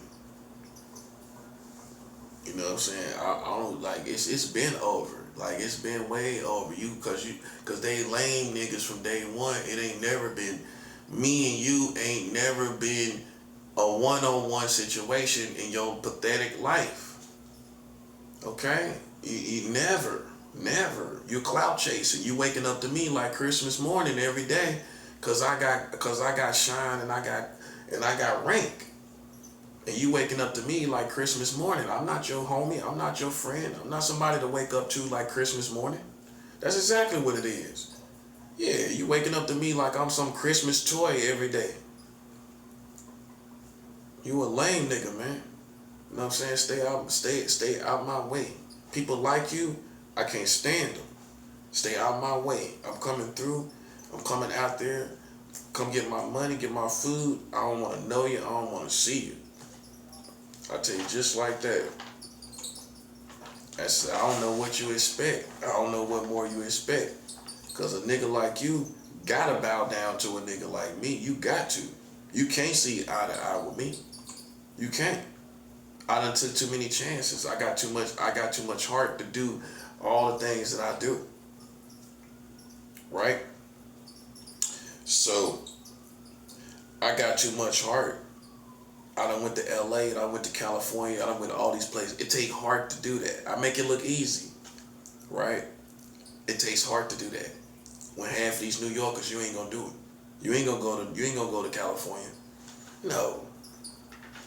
Okay, so then that shave off half of these New Yorkers. Shave off half of them. Because they ain't going to California. They ain't gonna go to Los Angeles. They ain't gonna go live on the streets of LA. So shave off half these niggas. That's street niggas too. They ain't gonna go over there. They gonna stay right here. So you gotta salute the person that did it. You gotta salute the person that left the East Coast and went to the West Coast. I'm not from the West Coast. I ain't have no family over there. You know what I'm saying? So you gotta salute the person and then think about that. Now imagine them calling me fake and I done went to California. That's what I'm saying. I could be an arrogant person based off of everything I've done. I could be a very arrogant person where I don't tolerate nothing. I tolerate more than I should have to, man. You know what I'm saying? Think about it, man. You done went to California. These lame niggas scared to go. Okay, but you did go, right? How they gonna try you? That's the punchline. I done went to California. You scared to go, but I wasn't. I made it back in one piece. How you gonna try me? That's all I'm saying. It's just off of that. Not what even what you do or whatever. I know. You scared to go, right? Okay, I went. Okay, so how you gonna try me, bro? That's how the streets gonna look at it. Yes. Yes. You ain't done the same thing I've done. You ain't got the heart to do it. So you'll never be the person I am. You won't have that heart. You don't have that heart.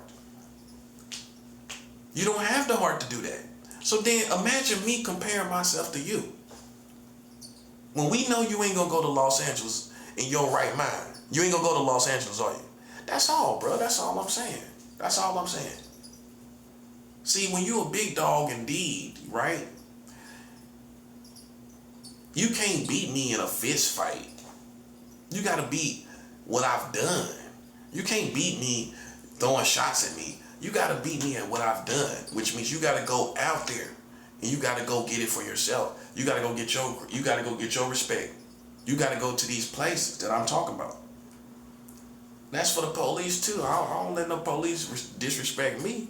I done been coast to coast, sucker. You ain't gonna disrespect me. You ain't even gonna. Some of you cops are scared to go to LA. You ain't gonna be LAPD. Oh, you'll be NYPD. You ain't gonna be LAPD. A bit whole different ball game, sucker. Oh, you'll be NYPD. You'll be NYPD. You will be NYPD. You will be NYPD. P-Day. You ain't gonna be LAPD, are you? Not in your lifetime, buddy. You ain't built like that. You scared of them streets of LA. You ain't gonna be LAPD. All these little cops walking around here like they tough, eating them sausages. Eating them sausages. Walking around here like a sucker, eating them sausages. Them loaded sausages. You can't be serious. Hey, you ain't gonna be LAPD, are you? You scared to be LA? Well, I wouldn't go to be LAPD. His head gonna be shaking like an old man. No, I would be scared to go. I don't think I'm gonna go be. You ain't gonna be LAPD. Hey, yeah, tell the cops that. You ain't gonna be LAPD.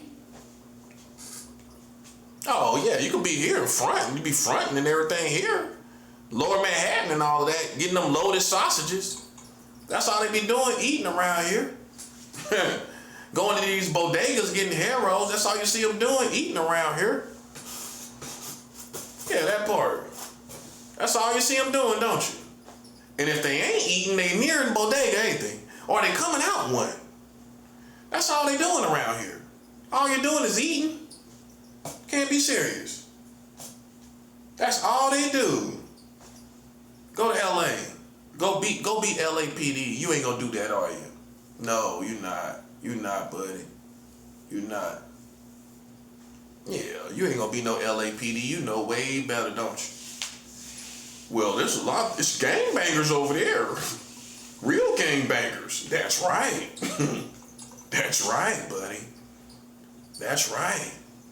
LA's a whole different ball game. That's why I'm trying to tell these lames.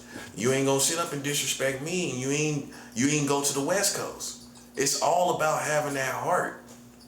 That's what I'm talking about. That's the main thing I'm talking about. LA will be surprised that all these New Yorkers scared to come over there. You ever had a dog on a leash and it's scared, you can't move him, and he's just sitting there, you trying to drag him by the leash? That's half of these New York dudes. Trying to drag him by the leash like a dog. Scared to come.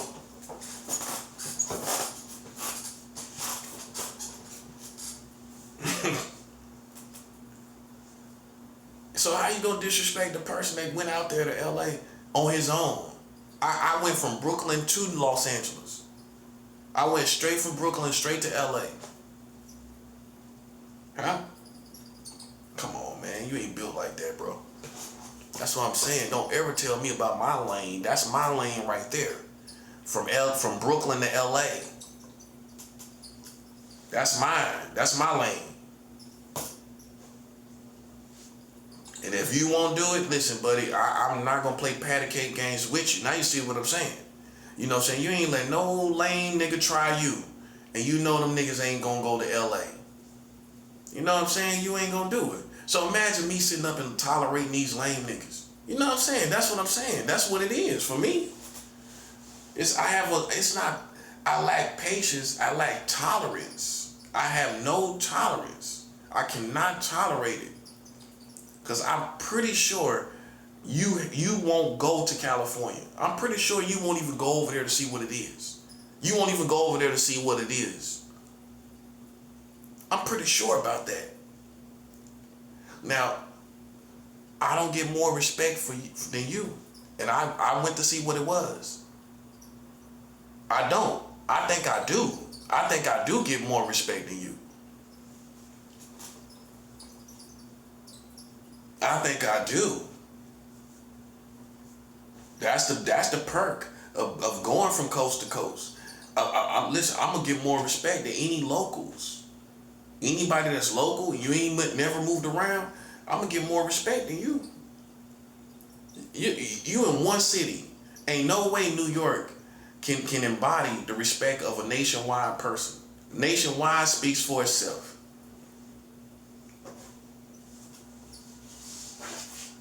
That's all I'm saying. That you can't even compare yourself to me if you ain't nationwide. No, you can't. Think Think about it. You did all of that and they can still act like they on your level. You go over there to LA and these niggas can act like they still hard as you. Think about, that's what I'm saying. Think about that. And who gonna speak up for it? Only me. That's the only I'm the only one gonna speak up for that. Ain't other niggas gonna sit back and think about, well, yeah, he right. Okay, but you ain't gonna say it until I say it. Cause that's my story. It's to the forefront of my mind. You might forget that I'm not even from New York. I'ma always look good cause I'm from out of town. An out of town dude gonna always look good. I'ma always look good. That's what I'm saying. Look at all of that. I done went to LA, I done came to New York. I ain't even from here. I come here and get respect. I done lived in East New York. I done lived in Bed-Stuy. I done lived in Harlem. You know what I'm saying? I done lived in Harlem and everything, man. You think I'm taking some disrespect from these people? Man, you out your mind, bro. I don't care what that is. I don't care what it is. Even here in New York, they ain't even lived in all the places in New York. They ain't lived in Harlem and, you know what I'm saying? I was right there on 126. Right there. Right there, man. Imagine you acting like I don't know New York. Imagine you playing in my face and you ain't lived in Harlem. You ain't lived in Staten Island. I was in Staten Island. Shaolin, where Wu-Tang from. I was living in Shaolin. I'm just caught diesel with this, bruh. I'm caught diesel with this. You ain't never lived in no Shaolin, man. You ain't lived in where Wu-Tang from. You don't know nothing about that. That's what I'm saying, man. That's New York. I just don't talk about it because I'm disgusted with half of these people right now. But I could just give you all these stories about New York. Harlem, Staten Island, East New York, Bed-Stuy. I mean, yeah, can't be serious. And don't forget, I've been homeless on the streets of New York. In the wintertime, when it's cold, where you gotta sleep in the subway, where you gotta sleep at the train stations, or ride the train all night long. I done that. Done that too. So you can't say, oh, he ain't suffered here, he ain't moved around in New York. He just get here and get in the hole. Now, yeah. But, man, I done been on the streets homeless in New York, man. Spin my wheels till I can't spin them no more. You ever did that? Been homeless in New York till you can't even do it no more. You gotta get off the streets. I'm one of them dudes, man. Riding the train back and forth all night long. I done been homeless in New York. No homeless shelters. No housing and none of that. Homeless. No hope. No hope. That's what I'm saying. No hope ahead. You ever been in New York with no hope ahead? Huh? You been in New York with no hope ahead? You can't see no hope ahead. You ever done that? You ever been in that situation? Sleeping on the streets of New York? Sleeping on the trains? Huh? Stop playing with me, man. That's what I'm trying to show you, man. That's what I'm saying, man. That's why, man, God don't tolerate this. These lames, bruh. That's what I'm trying. This is why I'm talking about this, man. Why you think I'm being carnal? It's a reason, something you don't understand. It's a reason why, man. It's spirits that need to be checked. That's what I'm saying. You don't live in Staten Island. You don't live in Harlem. Right there on Sylvia's, the same block as Sylvia's. Right there on 125th, right over there by the Apollo. I walked all through there. I was right there. And guess what? Guess what, little buddy? That was over 10 years ago. That's COD Diesel, bro. That wasn't 3 years ago. Yeah, that part. Man, I was living in Harlem well over 10 years ago. Over a decade ago. Harlem 10 years ago. Well over 10 years ago. chilling, doing me. Came back through there after I left. Drinking on Hennessy. All of that, man. Come on, stop playing, bro. Going over there buying Hennessy. Then catching a cab and going to Lower Manhattan. Then coming back over there in Harlem and getting a motel with my woman with the mirrors on the ceiling. Paying like $60, $70 for everybody know what I'm talking about, man. Down there by Central Park where they used to have a room with the mirrors on the window, with the mirrors on the ceiling. Come on, man. Stop playing, bro. That's still Harlem, by the way. That's still Harlem. Man, come on, man. Listen, bro. Listen. The Magic Johnson Theater and all of that, right up the street. You know about the Magic Johnson Theater? They don't be playing. I don't really like the stuff they be playing, though. That's why we ain't go to it. You know what I'm saying? But, yeah, man. It's just a wake-up call for some people. I can tell you about New York. I can tell you decent things about California. You know, that's the perk of me moving around. I'm not gonna tolerate no lames. You know what I'm saying? Even this neighborhood, come on, man. Stop playing with me, man. Just stay out my way, bro. Straight like that. Like I said, Harlem, Staten Island, all of that, bro. I stayed in down that right there where Park Hill is. Park Hill is all that was Wu-Tang be talking about, with a Home Depot. Right there where the Home Depot at, buddy. Only dudes in Shaolin know what I'm talking about, man. I was right there in front of the Home Depot. The neighborhood across from the Home Depot, not on the side, in the front of it. Like the front of the building, across the street, where that park, it got a little park. You go past the park, that little park right there, and it's the neighborhood right there.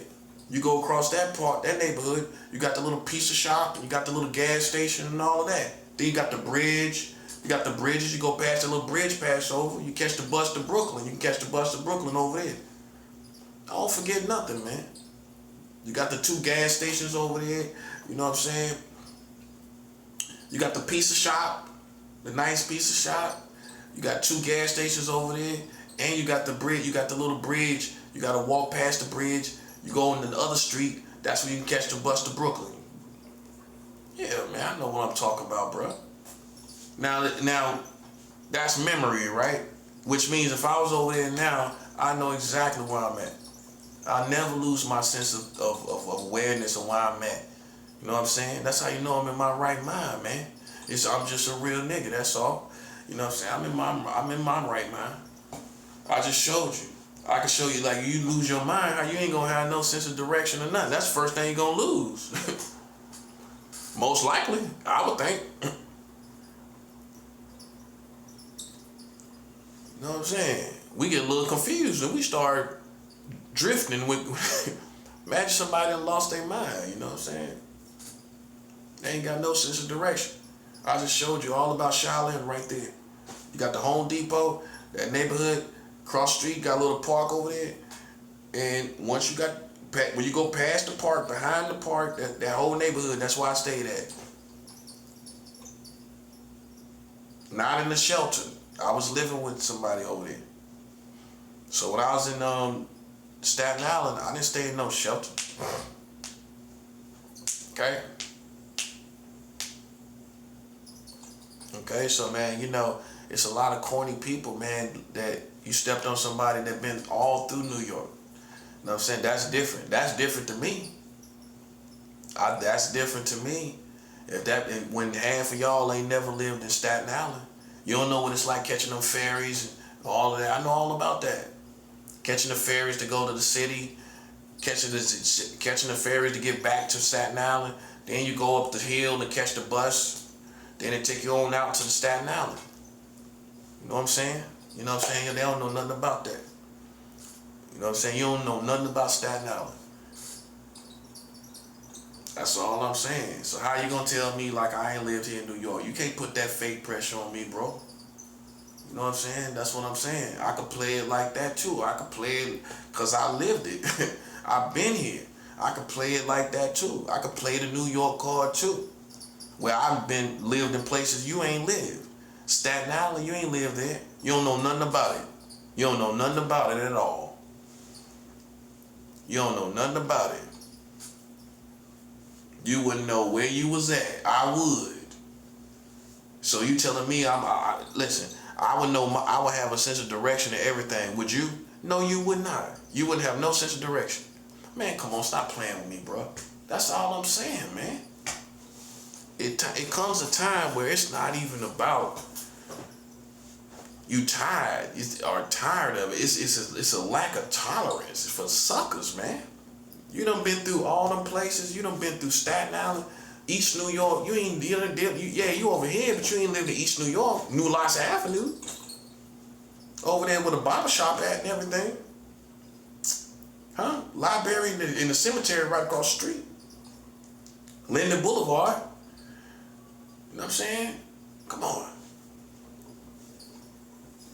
They got the track where you run there, Linden Boulevard, everybody be running around.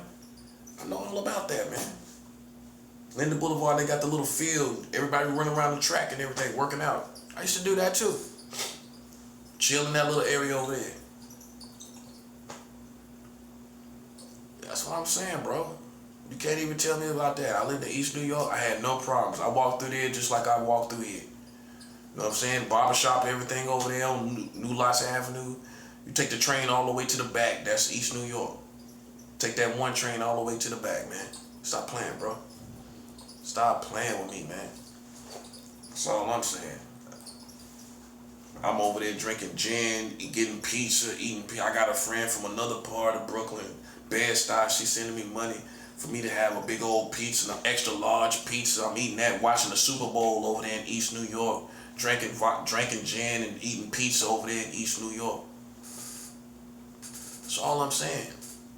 You know what I'm saying? That's the Super Bowl, watching the Super Bowl, watching the game, drinking gin, eating pizza. You know what I'm saying? In the shelter. I was living over there in the East New York shelter. Drinking gin, sneaking gin in, everything. Oh, it was vodka that night. Vodka. But gin another night in East New York. You know what I'm saying? So like, you know, man, I'm just like, and put that together with not acting crazy and not making a fool of yourself and just doing all of that and not making a fool of yourself. Add that part too. All that alcohol and not making a fool of yourself in East New York. Add that part too. Huh? Come on, man. Some people drink and make a fool of themselves. You know what I'm saying? Okay, it's one thing to have mishaps for whatever reason. You know what I'm saying? But some people drink and they just make a complete fool of themselves. Add the fact that I'm in East New York tipping and drinking hardcore liquor with no chaser and handling my liquor. You know what I'm saying? Come on, man. Stop playing, bro. My first female in East New York that I had, my first girlfriend I had over there in East New York. People see me over there with a female. Stop playing, bro. East New York know how I had a female coming to the shelter. Dudes was like, well, you know, Marcella, we just looking out for you. This is in East New York and Brooklyn, right? She coming to the shelter and everything. You know what I'm saying? Light-skinned chick. You know what I'm saying? Gold in the mouth, everything. You know what I'm saying? Come on, man. Stop playing. That's in East New York. That's where I got met my first consistent girlfriend. You know what I'm saying? I was over there in East New York, so man, you know, just check yourself, man, before you wreck yourself, man. I got stories. I got all kind of stories about New York right here. You know what I'm saying? But I ain't singing no songs about it. I ain't praising New York. You know, I ain't worshiping New York. And I ain't worshiping the streets either. I'm not praising the streets either. This is all real, man. This is all real. Ain't nothing fabricated. Now, you know, the white man all he gonna think about is money and everything like that. And all he looking at is nerd stuff. What nerds look at. Everything you heard as a black person impressed you, right? That's all I'm talking about. Cause listen, man, we got a whole different value system altogether. Even when it comes to the streets, what we look at, the white boy ain't gonna look at it. Not half of them. I mean, that's just what it is. I tell you, I've been in Harlem on 126, right there with 125th. I've been in Staten Island in Park Hill, right across the street from the Home Depot, past the park, right there, past into that neighborhood right there. Right, I described the whole geographics of Staten Island, that whole little community over there. I showed you what it is. You know what I'm saying? A black dude gonna respect it. A black man gonna respect it. Okay, because you gonna think about how you had to carry yourself over there. How you did carry yourself over there. How you made it through all them hoods. You made it through all them hoods. A white boy ain't gonna say, well, you made it through all those hoods. A black man gonna say, you made it through all them hoods. And you ain't nobody put no pressure on you, nobody ain't try you. You know what I'm saying? You ain't had no situations. Nah, we respect that. Nah. Cause we ain't even been over there in Staten Island. Nah, we ain't been over there. You know what I'm saying? So I lived in Harlem right there on 126. Nah, we ain't been in Harlem either. I used to see the Apollo every day, walk past the Apollo and all of that. Every day, that's an everyday thing for somebody in Harlem. I used to walk past the Harlem, past the Apollo every day, with the stars on the ground and all of that. Yeah, man. You know what I'm saying? And that's what the whole Harlem community right there. Ain't nobody said nothing to me. Ain't nobody trying. That's why it's hell to pay, bruh. I've been here. You know what I'm saying? That's why when I was living in Harlem, I got my first job living in Harlem. I was living in Harlem. That's when I first got my first job. A job I went and found. I found me a job. And I was living in Harlem, so so you can't just say I was here ignorant either. You know what I'm saying? I came here and got me a job while I was living in Harlem. You know what I'm saying? And can't nobody tell my story but me. And that's what we forgetting about with all these lame niggas. You know what I'm saying? Trying to tell my story, you little lame nigga. I'm the only one that can tell it. Now, how you feel about it now? How you feel about my story now? That's all I'm saying, bro. You know what I'm saying? Working in Harlem, okay? I ain't go there and just hang out in the shelters. I started working, okay? So you gotta respect that. Okay, he got up here and started working, and he found his own job. He came to New York, found his own job, not through no shelter program and the caseworkers trying to give you some leads. And no, I went door to door till I got me a job. You gotta respect it. You got to. So you can't say I was stuck on stupid. Just came up here just to say I came up here to New York. You got them type of niggas. That's why I just became a New Yorker. I had to work. I had to do stuff. I couldn't just come up here and be like I just came up here. I had to come up here and start working. So I just fell in line. I just became a New Yorker. People thought, they'll tell you, you got to come up here with a plan. Well, I just started working. I just became a New Yorker. I didn't have time to become a tourist, and I became a New Yorker very quickly, because I had to go work. I had to. The shelter ain't gonna let you stay there how it used to be when I got here. You had to go try to look for work and everything like that, right?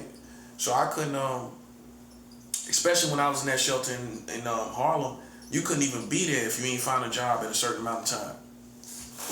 They wouldn't even let you be there. They put mad pressure on you. As soon as you came there, they let you know right up front. You gotta get a job X amount of time. So I with the pressures on, I went out there and found me a job.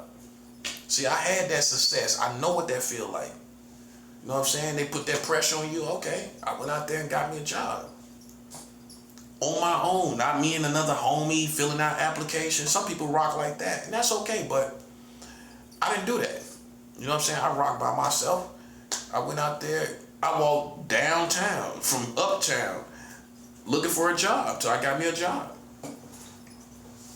You gotta respect it. You know what I'm saying? You got to. As soon as you think you got me figured out, I'm gonna show you another part of me that you didn't know. You know what I'm saying? Like me working in Harlem. You You know, that's what I'm saying, man. You can't. If I don't do this, people will sit up there and paint all these whack pictures of you. You know what I'm saying? Like you ain't come up here and do nothing. You ain't got no ambitions. You know what I'm saying? You ain't do nothing with New York, or you ain't come up here and do nothing with it. And I can tell you how I got failed over and over again. You know what I'm saying? You know.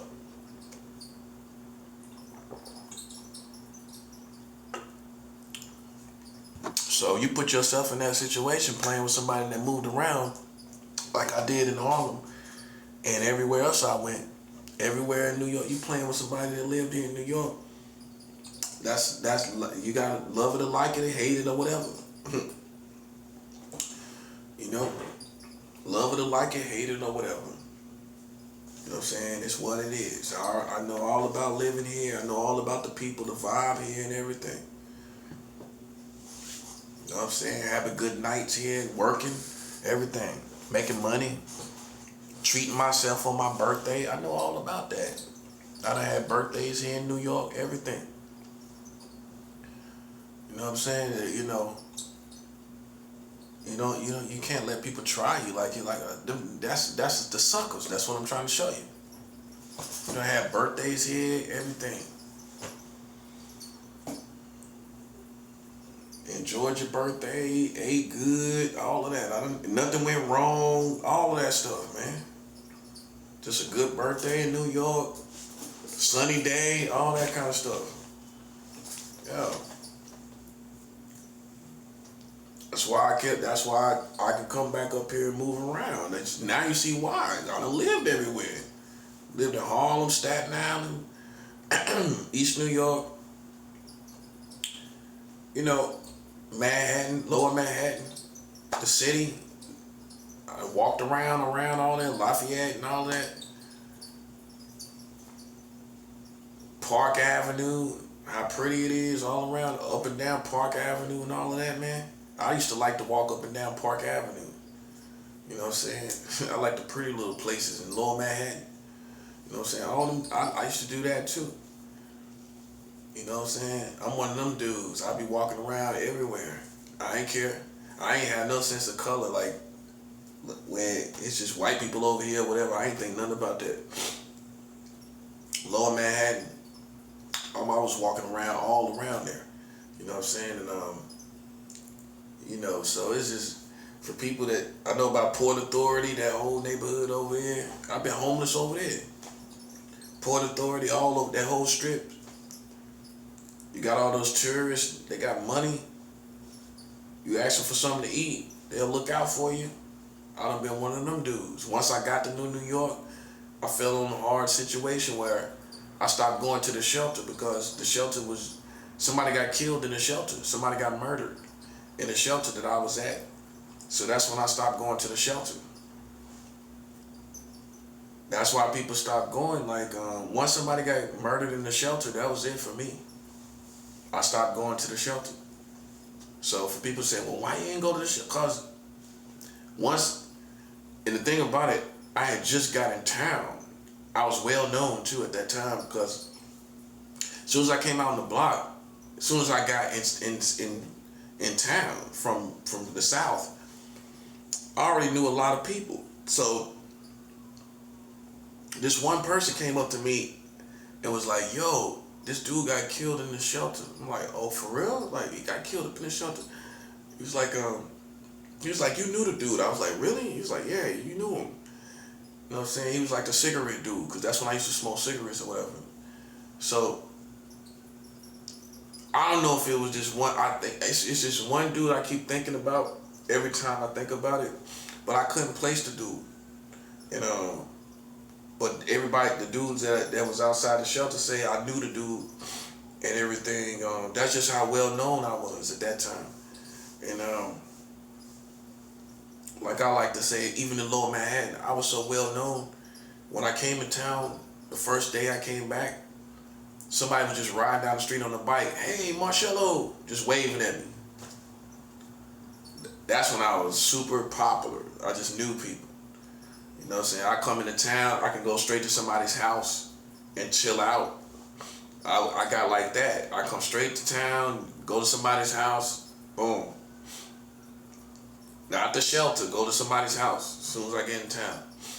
You know what I'm saying? But a lot of those situations, I just kept spinning my wheels and everything like that. You know, it's New York is New York. Cost of living, things like that. You know, even working, man, you still got cost of living. If you're working a little average job, I mean, where you gonna live? In the hood, that's it, basically. Where else you gonna live? And anything can happen, you know what I'm saying? That's common sense. But I had it good in the hood. I ain't gonna lie. I mean, I lived in some pretty decently tough neighborhoods, and I had it pretty decent. I definitely had it pretty decent. You know, I lived in some pretty hard neighborhoods, and I didn't have any problems. It was always the shelter people. It was never the streets. It was never the hood. It was always these bums in the shelter. That's why I stay away from them. You know what I'm saying? I don't have no problems when I go out there in the streets, man. Because, I mean, I'm more of a street person. That's why a shelter, I don't do shelters no more. This is the closest I get to a shelter right here. And the only reason I'm tolerating this is because I'm waiting on housing. That's it.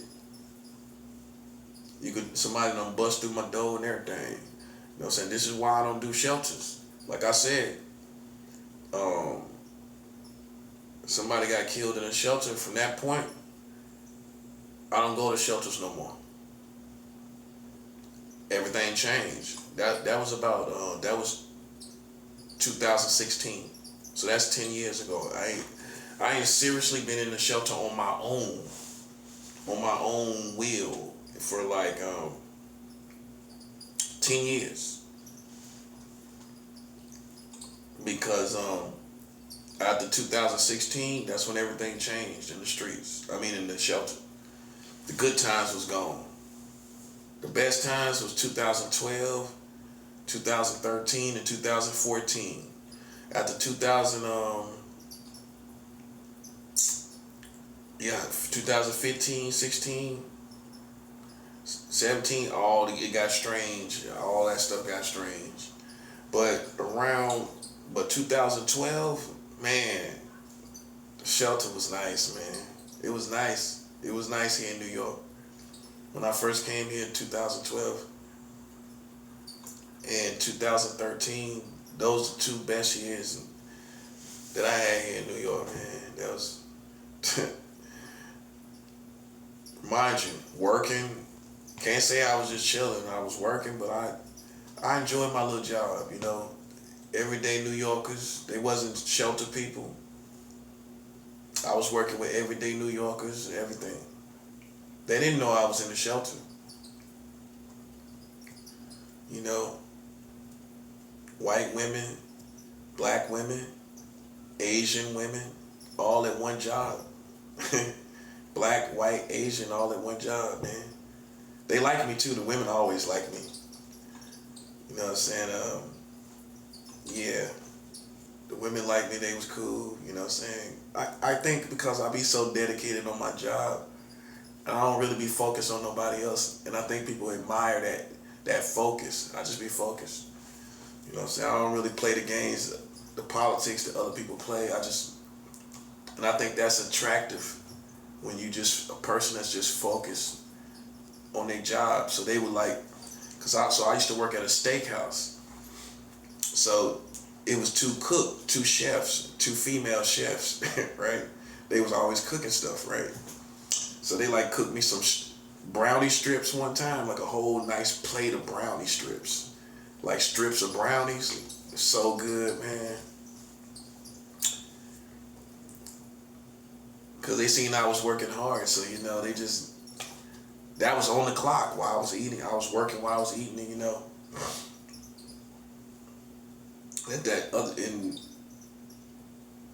I was smoking at the time, so it was like this other chick, this white girl. She know me and her was smoke together, smoke out there together. But I would get off like 12 o'clock at night, and it was just this nice vibe in New York at that time, man. Man, it's done changed all over again. But when I first got here, it was a nice vibe, man. It was a nice vibe. Then the devil always come in, you know what I'm saying? Jealous family member, my brother, all of that. That's basically what it was. You know, but I really enjoyed New York before all of that happened. I enjoyed all of it, you know. So, you know, it's just gotta be understood, man, you know. Like, I ain't one of these lame niggas coming from, you know, playing around, you know what I'm saying, talking loud, but didn't do nothing, then come here and don't know what I'm talking about. You know, like I said, that's Lower Manhattan basically. I was like basically Midtown, about a little up from Uptown. But it was all, it looked the same as all Lower Manhattan. It looked just like it, as you know, so. I was in an area that definitely looked like Lower Manhattan, let's put it like that. But I used to walk so much, I used to just walk up and down Lower Manhattan, downtown.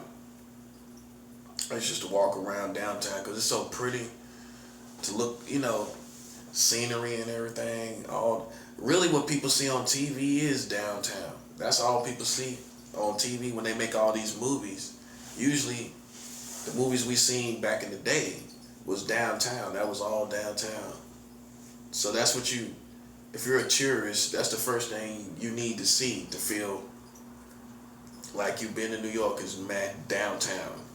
You're gonna see all the taxis, all the Russian cars, all the people walking around and everything. You gotta go to downtown to feel like you've been to New York. If you come straight to Brooklyn, this is not what you used to seeing. You know what I'm saying?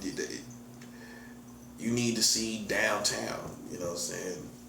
Once you see that and get a good feel, eat down there, chill down there, like I have a million times. Now you've seen New York. You've been to downtown. But if you just don't see downtown, you ain't gonna feel like you've been to New York.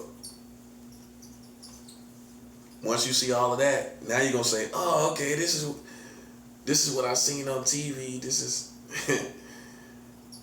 all those visuals is just gonna, all that stuff gonna trigger you down there. You're gonna feel like, okay, this is what this is my idea of New York. All the taxis and all the cars, the people walking around, everything. Of course, the subways, all of that. But like I said, it's done changed again. It's done changed, and the people done changed, and that's why it's a war. You know, it's a spiritual war now. You know what I'm saying? I don't feel bad because I became a New Yorker. I became somebody that paid taxes here, work here, more than one job here. You know, I don't, for anybody that play around here and put it like that, for anybody that play around here like it's Mickey Mouse Club or whatever, and you think it's a game, that I don't feel sorry for you. See, now you realize I've been around a million New Yorkers. You know what I'm saying? I could play it like that. I could think like, I know how New Yorkers think. Everything. You know what I'm saying? But it's not what it used to be. It's not something I aspire to go into anymore. I don't aspire to really go deep in New York per se, you know. It's all this stuff going on and everything. Yeah. It's just that it's a city of resources, that can't be denied. It's a city that got resources, and but once you pay your dues and you lived here and worked here, I deserve to come get these. You know what I mean? I deserve to come get these resources. I've worked here, and I've lived here, suffered here, been on the streets here, and everything like that. So that's how I look at it. Some people, man, they take life for granted. They make mistakes. They do stuff they shouldn't be doing, and then they want you to go down with them. I'm sorry, buddy. I'm sorry. I played the classic position of somebody from out of town, come here and work, go through the shelter system, been on the streets, spin my wheels a million times, and done left a million times, done left New York a million times, done came back a million times. I'm one of them dudes, man. So, but see, that's where the hate comes in. You know what I'm saying? That's where the jealousy comes in. My brother was jealous because I came to New York. He was jealous. He wasn't jealous when I was out in California. But once I came to New York and I survived, he couldn't stand it. That's when the hate really started. Like, once I survived, because he was sure I was gonna come up here and get killed. You know what I'm saying? So once I survived, it was like jealousy, man. You know what I'm saying? Because you changed. You know what I'm saying? That person don't even want to see the change. You know what I'm saying? They just disgusted. He just disgusted. But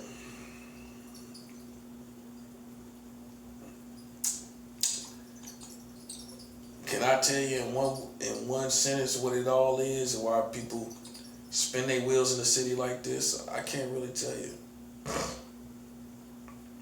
I can't tell you.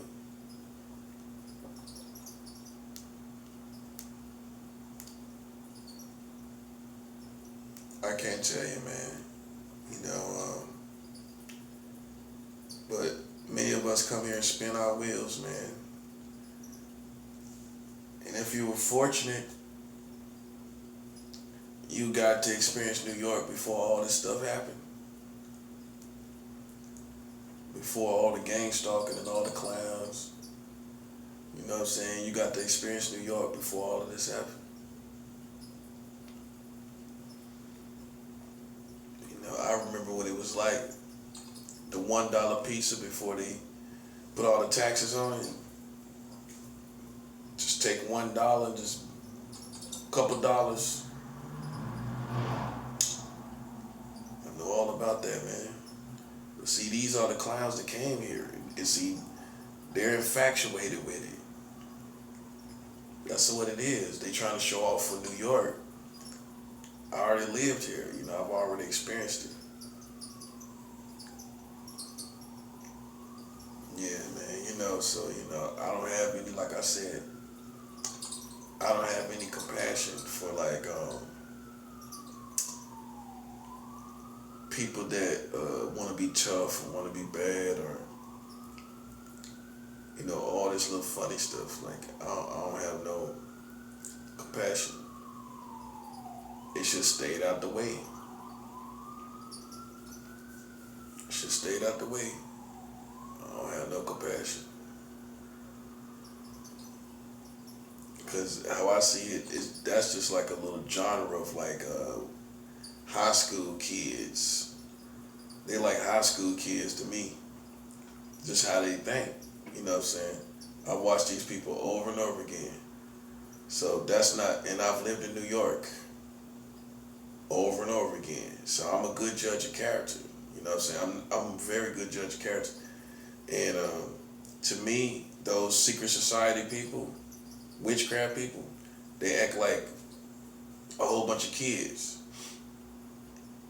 Or how they think, you know what I'm saying? Like, that's based on New York standard too, by the way. That's based on New York standard. And I don't have no compassion. Because what I feel like, you being in a city like this and being like you are, something got to be wrong with you. Well, you should be able to occupy yourself with something. And if you can't find nothing more to do with your time than gang stalk people and be obsessed with somebody else, then what that tell you about yourself? You in a city with opportunities and all you can do is ride around and play games and gang stalk. That's the only opportunity you got that you can make happen. What that tell you about yourself? You're a loser, bro. See, I prove to be somebody without being somebody. I prove that you can be somebody without money. You know? So I'm like, I'm not on white boy time, and white boy ain't on my time. You know what I'm saying? That's what's got to be understood. You know, and I gotta say it like that because I can't help but notice that me and you don't think the same way, and I think you kind of think like a clown. I think you think like a clown. Not every white guy, but the average white guy that's out there with them is a clown. You know what I'm saying? I call it how it is.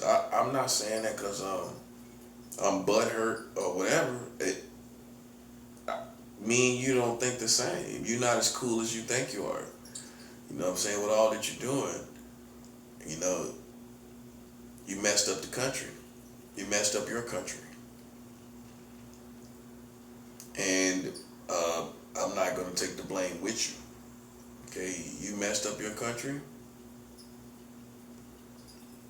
It's what it is. I am who I am, and you are who you are, and you're definitely not like me. You know, you're definitely not. So I can't help but let people get what they deserve. You know what I'm saying? They gotta get it. You know what I'm saying? They gotta get what they deserve because once you play games this far,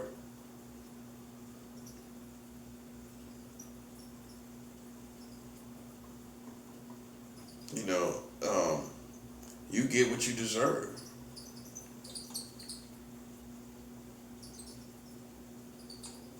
You know, I don't know what else you want me to say. Life consists of people getting what they deserve. Karma. You know what I'm saying? If you play games with the world and glory to your name, Yahweh, amen. You play games with the world and you just think that like a white boy would think, well, I could just do what I want to do. I could just do what I want. And that's a white boy, right? You know what I'm talking about. And he got all this little gadgets or whatever he could do and all this stuff. That's how you know white boys behind gang stalking, because he got all this little stuff he be doing and all this little stuff they doing and all this little, you know what I'm saying? That's some white boy stuff, man. And I personally don't have no compassion. That's just like straight like that, man. That's why I'm just going ahead and make this video the introduction to my spiritual declaration of war, man. You know what I'm saying? Because I want a lot more time to break it down about these wars in the Bible, man. But basically, it's like 10 to 16 major wars in the Bible. Major wars mean like the equivalent of like Iraq, American Iraq, or Vietnam. You know, that's a major war, right? So there's like 10 to 16 major wars in the Bible, physical wars. And then I Googled all of this. This is how I know. You know what I'm saying? I Googled all of this. there's 100 Pacific battles throughout throughout the Old Testament. So there's 10 to 16 major battles or wars, and there's 100 Pacific battles, over 100 Pacific battles. This is physical wars. So that's why I trip off people that think that, Christians don't, God's people don't go to war. It's foolishness. That's foolishness. In the Bible, it's over 10 to 16 major wars, like the equivalent of Vietnam. It's like 10 to 16 of those in the Bible. So to me, like, how can you sit up and think that you don't have to go to war because you're here in America and you've been used to National Guard taking care of you like a little boy, right? And you didn't have to fend for yourself. Now you do, right? Now you have to fend for yourself.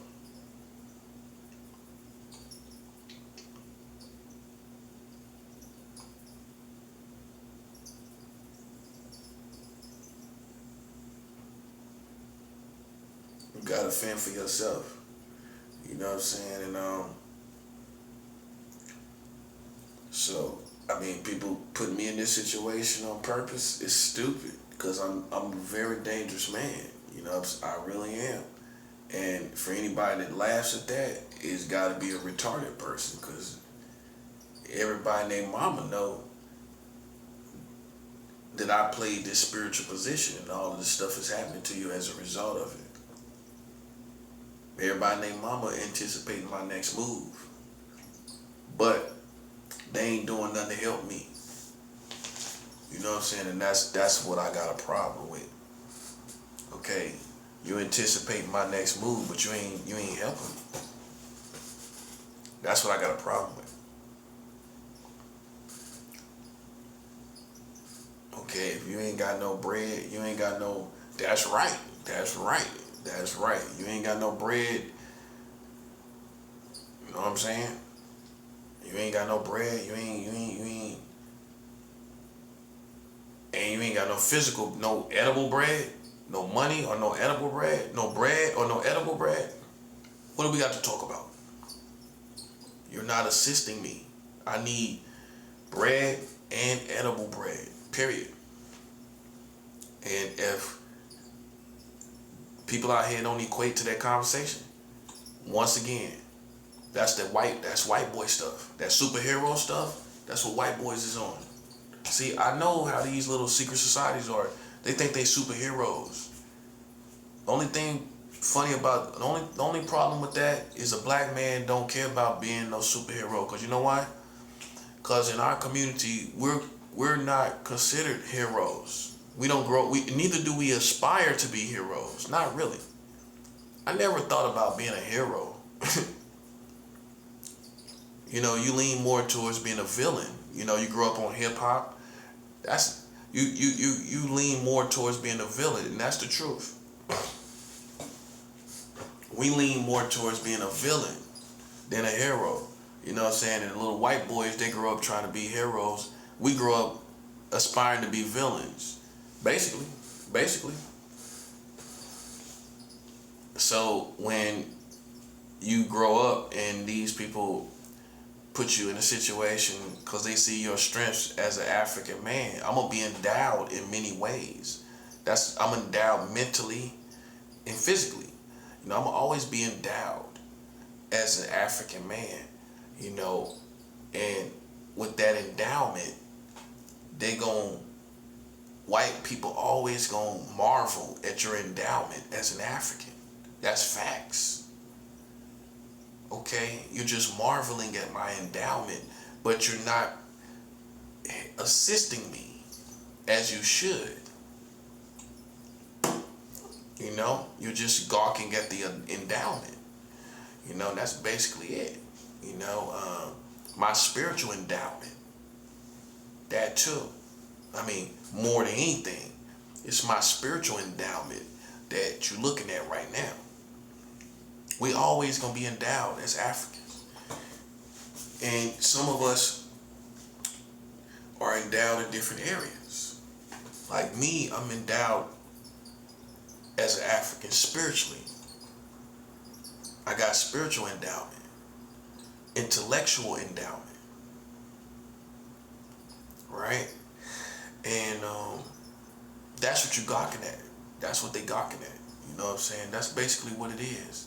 You know what I'm saying? And with that gawking, you thought that I would be like some superhero because you seen this endowment, my spiritual endowment. You thought from a white boy's perspective that I would be like some superhero or some kind of stuff like that. Nah, that's white boy stuff to me.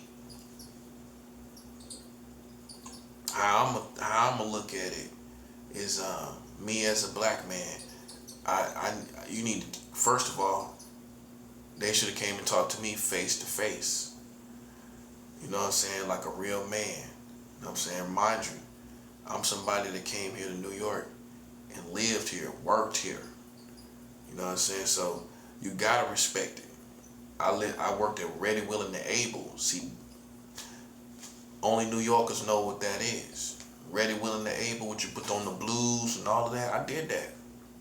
Was I the number one poster boy for? No, I wasn't the poster boy for for Ready, Willing, and Able. But I know what it is to get out there and get that trash and work at the Hudson River. You know, I've done that and everything. And so you know, I just demand. I don't care if it's coming. I don't care who it is. Police gonna respect it. Anybody else is gonna. The mayor gonna respect it. If I tell them I worked at Ready, Willing, and Able, I mean, and I worked in this city, you gonna respect it. You gonna respect it. Let alone some other bozos out here. You know what I'm saying? You make them respect you. You know what I'm saying? You make them. But see, that game where you think I'm some superhero, somebody to play with, bro, it's redundant and it's a waste of time for me. You get entertainment out of it because you're a little white boy, and you get and we've always been there in America to entertain these white boys. They love entertainment from black people. They love the music, they love the sports. And you should feel some type of way if you're just their entertainment. That's right. You should feel some type of way. That's how you know what black man is insightful and is pro-black, because you realize when you realize the black man's position in America and how he's seen by these white people, these white counterparts. They see us as their entertainment.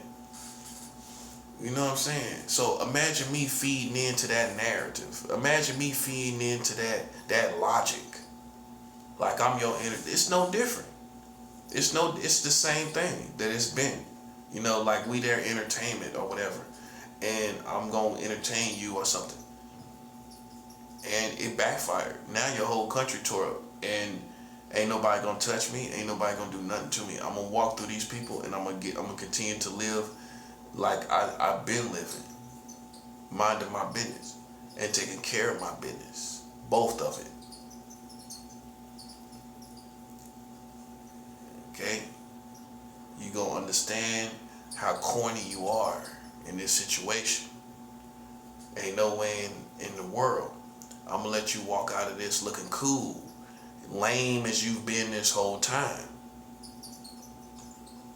You've been lame from day one. These secret society, that's who I'm talking to. They've been lame from day one. I remember when these white girls that was in Illuminati back in 2017 walked around with too much makeup on, looking like clowns, literally. Sitting around here looking at that, yeah. Let's talk about it, man. Sitting up here back in 2017, they look like clowns, man. White girls out of touch with reality.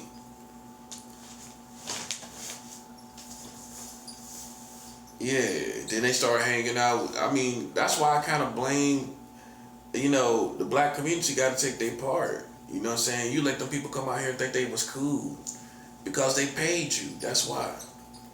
They gave you money or whatever and whatever else they gave you. And you let them come out here in front like they down with the community. You know what I'm saying? Until now, it's not cool. It don't look cool no more.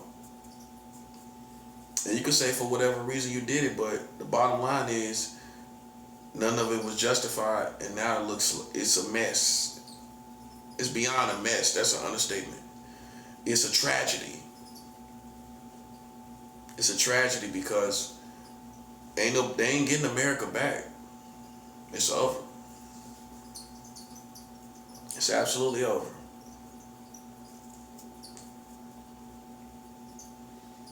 So that's my attitude. You know what I'm saying? This is my introduction to war. You know what I'm saying? Like I'm in day 2 of a 3-day fast. I come off tomorrow afternoon. This is the last real. I'm halfway through the fast. This is day 2. I got like 7 hours left. Well, 6 hours technically. Yeah, this is day 2 and 6 hours left. You know what I'm saying?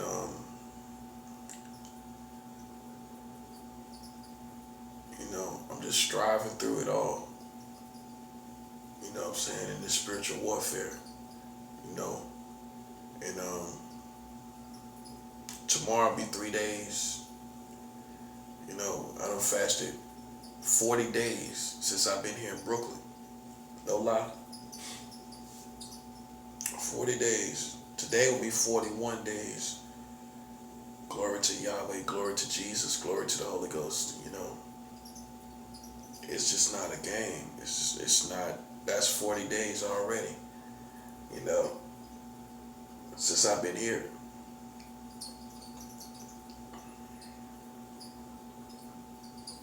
So, man, like people trying to size me up, it's too late for that. It's war.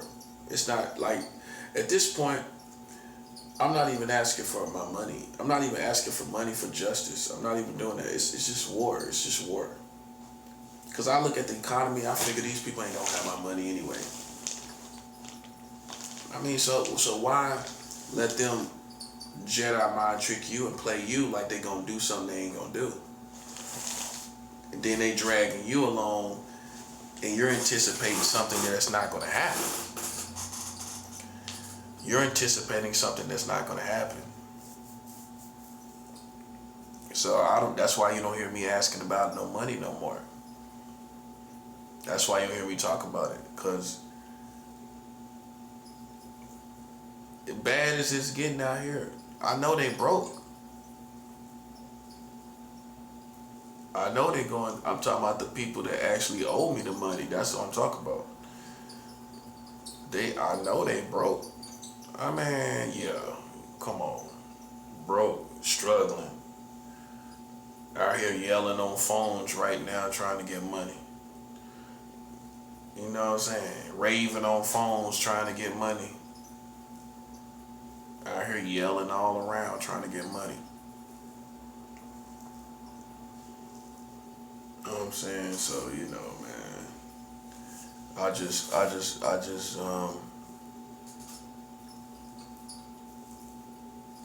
don't even think about the money no more.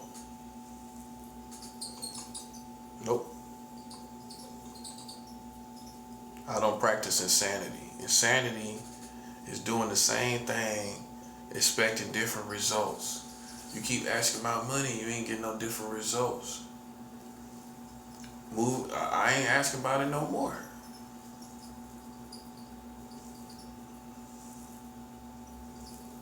Okay, so then if I'm not asking about my money, can you imagine me having a different conversation? Other than that, can you imagine me having another conversation? If I stop talking about my money, I ain't talking about nothing else. That's common sense.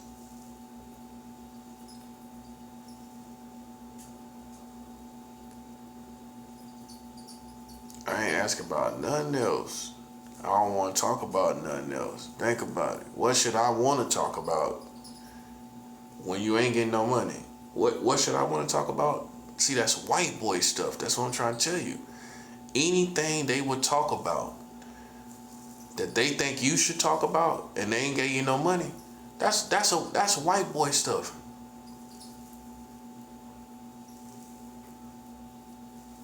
I don't care about it. I don't care what you think about my spirituality. I don't care.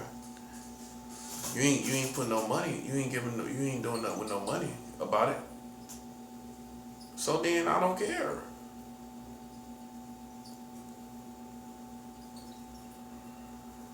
I don't care. That's white boy stuff. Running people around playing with me and my integrity. I ain't got no love for you. I ain't got nothing to say to you. I don't care nothing about you. As a community, I ain't trying to hear it. I don't care what you're talking about. That's what I'm saying. I don't care nothing about what you're talking about. Okay, it's that simple. You know what I'm saying? That's clowns. That's clowns. And I showed you I'm real even in my spirituality. Psh, smoked you. Got bodied. You got bodied out here. Got bodied out here, bro. By one dude. All them people out there riding around. I'm surprised the streets didn't take inventory of that. All these people riding around on one dude. You don't look at it that way. What other way is it? That's what it is. One dude. I don't walk through all these people. Man, come on, stop playing with me, man. That's the elephant in the room. They can't find nobody to match me. So you gotta demonize me or make me like some creature or something. Nah, I'm a black man. I'm endowed. I'm physically endowed. I'm endowed in my mind. Even though the white man will act like I'm not. Listen, I'm endowed in my mind. That's why you couldn't beat me. I'm endowed, buddy. That's why you lost. Yeah, ain't no need to talk about no heroes and doing nothing for your country. You think I want to do something for America after they done play with me?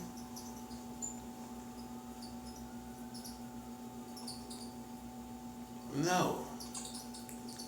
No, sir. That's a negative. I don't want to do nothing for this country after it's done played with me and to the extent that it's played with me, and that's it.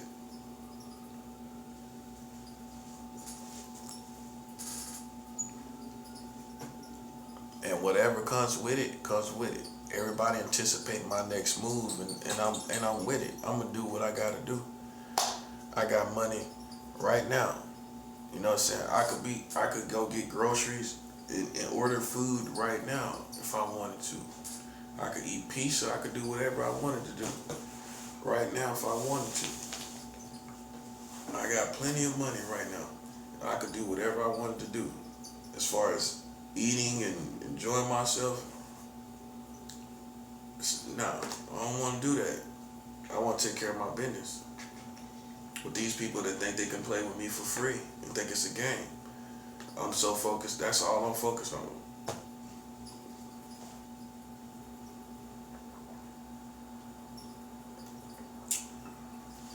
That's why I say this is the introduction to our spiritual declaration, my spiritual declaration of war against these Americans. So you see, my war is justified. You can't act like I'm glad I showed who I was. And me working here in New York and how I've been here in New York. So you can see the full picture of why it's justified that I would even declare spiritual war on these people. I came here to New York just like everybody else. I'm glad you heard my whole story because in a tricky way, it goes into this title of this whole subject matter, which is going into spiritual war with these people, because it shows that it's justified. It's justified. This person minding their business came to New York just like an everyday person, and they played with him like it's like white boys and white girls like to do. That's all it is, man. It don't matter how many black people they use. It's a white boy's mentality, and that's what a black man gonna tell you. And I ain't no fool, and I ain't no idiot.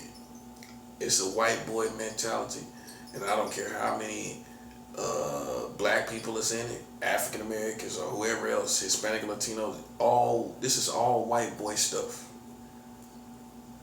See, I'm intelligent enough for you to, if you show me what somebody's doing, I can tell you what people are doing it usually. Because every culture, I'm going to be able to tell what culture is behind it. Every race of people got a culture. And I'm going to be able to tell you what culture is behind that. And that's going to tell us what race is behind it. Stuff running around like this, that's white boy stuff. That ain't in black people's nature. They learned that from white people. See, all of that right there, they learned that from white people. Ain't no black man gonna be, do you think a black man gonna be doing that? That's a white boy. And he ain't got much more time. He ain't got much more time, man, because I'm about to put $1 million on down there in South America. And ain't nobody stopping it. They ready for it. You can feel it. Everybody's anticipating. Because they hate you so much. These little suckers, man, they hate you so much, man. Listen, they ready for my next move, man. And that right there sums up my introduction to spiritual warfare against these Americans. Everybody's anticipating my next move, buddy. Everybody anticipating my next move.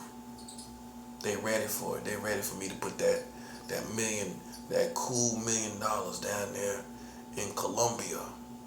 They ready for me to do it. They anticipate it. And then I'm gonna get some more money.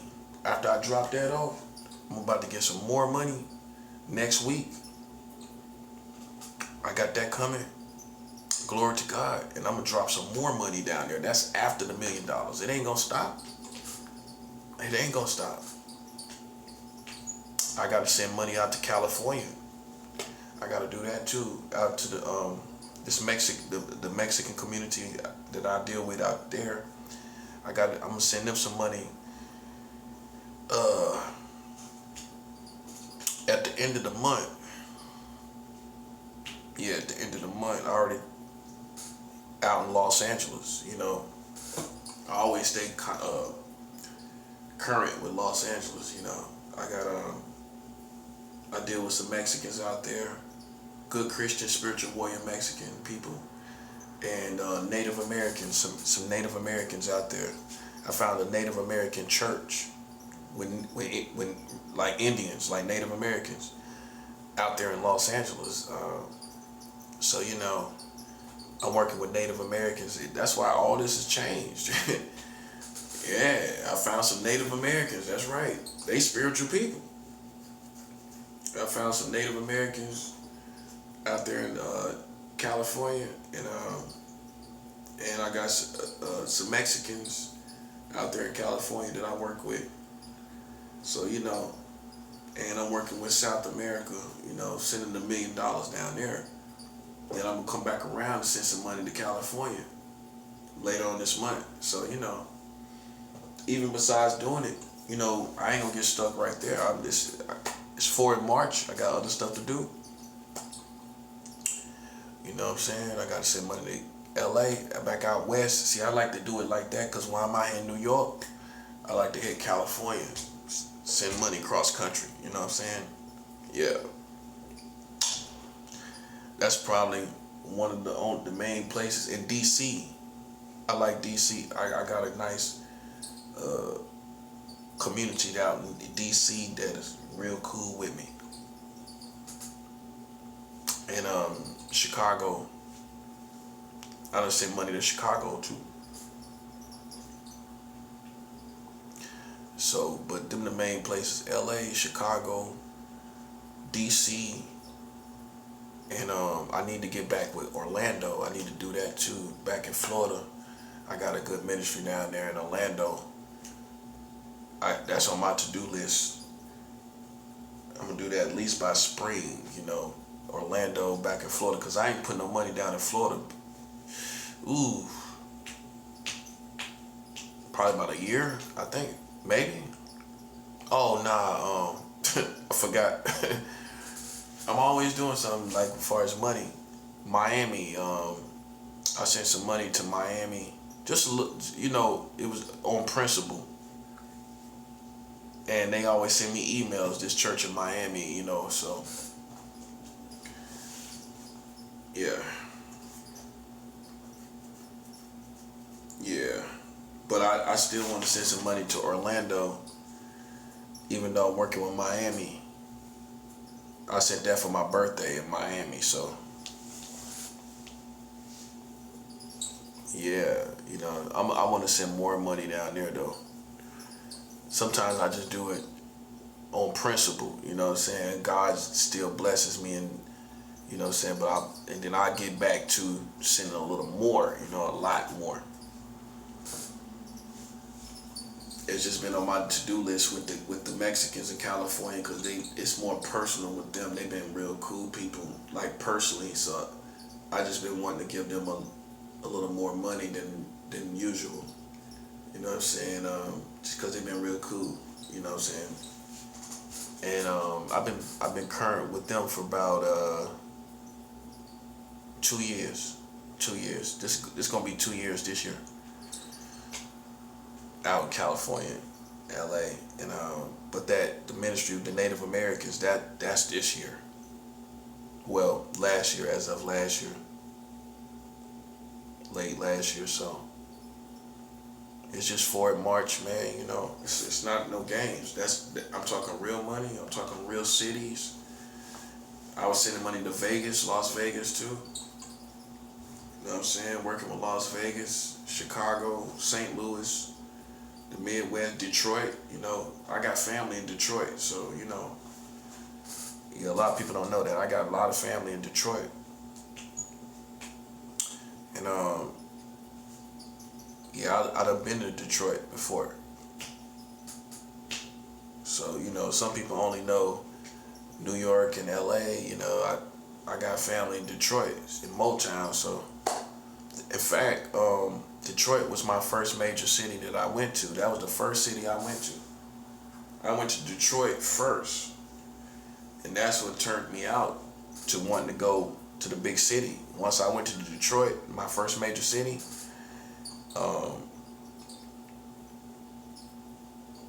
that was in 1999.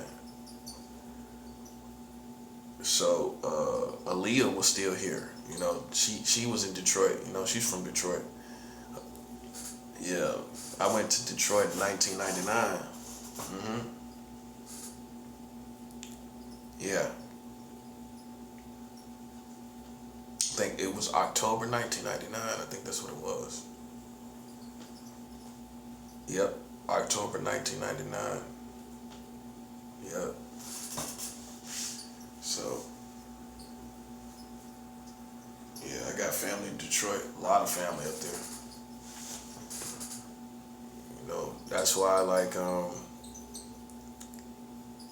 I be tripping off people, man, that act like just like, New York is everything. No disrespect, but it's a lot of other cities that's hardcore.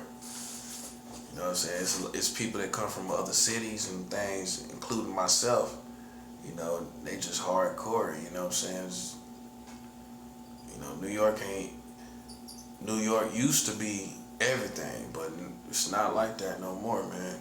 Everybody start forming their own swag and doing their own thing, not playing any games, So if you're one of them people that take it for granted, you know what I'm saying, just act like it's a game because somebody ain't from New York, you'll find out the hard way, man.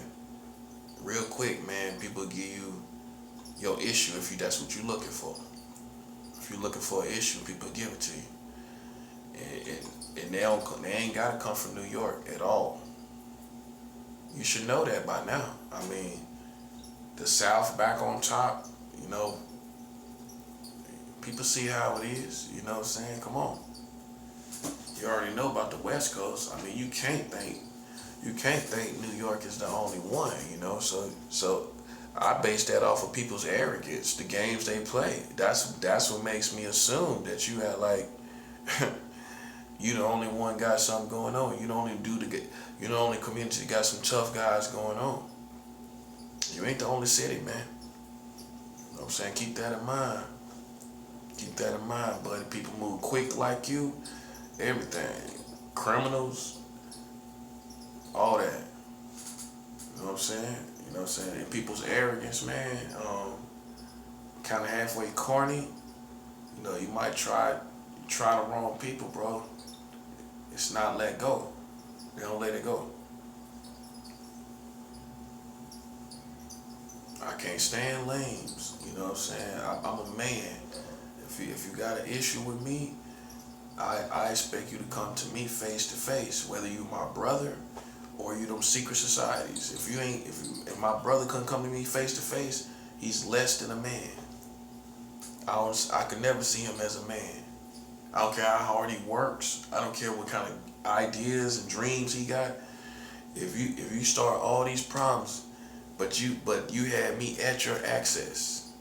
You had me at your access. You are not a man. That's how I see it. And he told me it's about success. He told me he's doing all of this for success. It's about success. And he told me, we can kill somebody and get away with it. God will forgive us. God will forgive you? You feel that way now? Just for you even saying that, like that, God won't forgive you. If you just say, we could kill somebody and God will forgive us, I don't think it'll be that easy to get his forgiveness. But anyway, he told me it was about success and everything. That boy he's not a man. I figured it out. He'll work, but he's not a man. No. A man gonna come to you. A man ain't gonna if you had problems because your wife was attracted to your brother, you should have came to your brother on your own. On your own. You don't gotta bring no community into it. Be a man and come to me face to face as a man. See, he ain't built like that. That's what I'm saying. Caused all these problems, and I was right there at his access. He could have said whatever he wanted to say to me long time ago. That's what should infuriate you. He had plenty opportunity to talk to me face to face about all this stuff. Face to face now. Face to face. Man, nobody don't respect that. That person is not my equal, man. My brother's not my equal. You know what I'm saying? I come to you face to face and tell you what my problem is. And he know I did that. I came to him face to face and stated my issue. Oh yeah. Because he tried to have sex with one of my women, right? Right. Okay, so he'll tell you the day when me and him was walking down Billy Graham and I told him about him trying to have sex with my woman. She showed me the text. She showed me everything.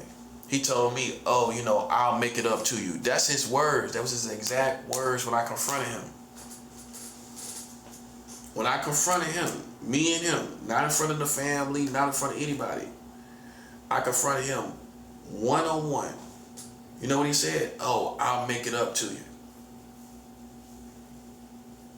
So I done confronted him. If I had an issue with him, my brother, I confronted him. Something out of pocket, I confronted him. Me and him one-on-one. He can't do the same thing because he's not built like that. But when I had the opportunity to talk to him, when I came back to Charlotte, and the issue was like 2 years old, what make it so bad? You know what I'm saying? But I had that chance to sit down and have that powwow. You know what I'm saying? I stated my issue and everything. He ain't never stated his issue towards me. That's foolishness, man. You're not a man. I am. When I had an issue with you, it was a 2-year-old issue. Right? Once I seen you again, I addressed that issue. Me and you, mano a mano. This dude told me, oh, I'm gonna make it up to you. I'm gonna make it up to you. Okay, so that's it. I confronted him. He couldn't confront me. So I don't respect that. Nobody else should.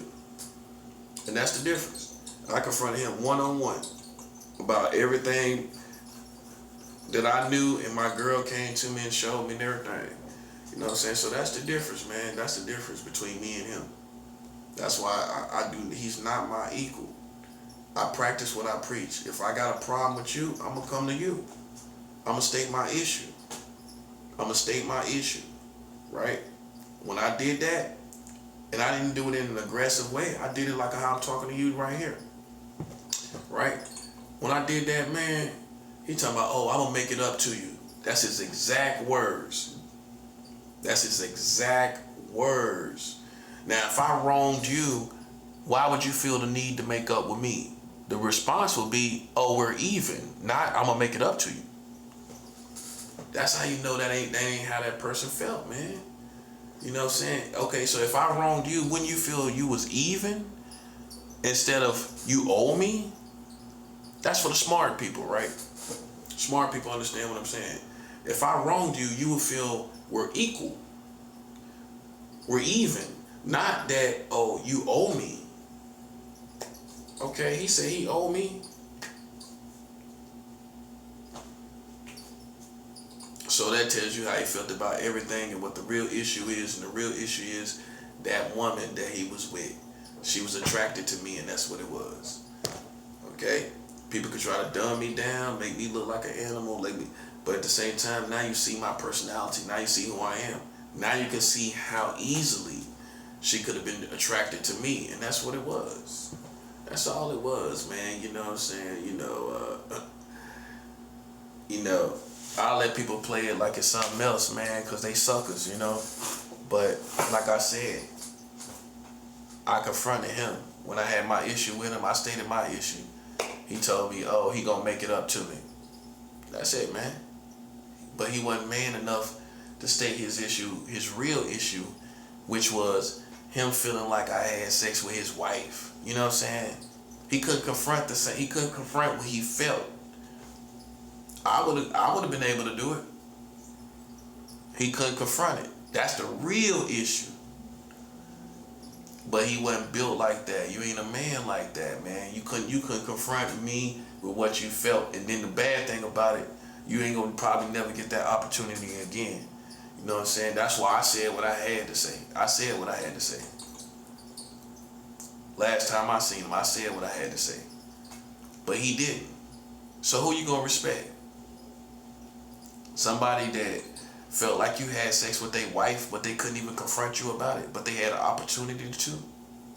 Or the person that had a girlfriend, which was me, and he actually did try to have sex with my woman. You know how I know? She showed me the text. She showed me the text and everything. He couldn't deny it. He couldn't deny it. Ain't no way you could deny it. She showed me the text and everything. All I made her do, like a G, I told her to call him in front of me, and I'm going to sit back in the background. See, he don't know this story. She called him, but he didn't know I was over there. I'm over there chilling with her. I'm over there, you know what I'm saying? We done got back together after I came back from New York. You know what I'm saying? So she showed me all the texts and everything. Straight like that. She showed me the text. I said, all I want you to do is call him in front of me and tell him that you with me. She did. She called him, boom. I'm with Marcello. Like that. He got mad, started cussing at her, talking about she ugly. But you try to have sex with her. He a clown like that. Like, you know what I'm saying? He started arguing with her. My woman.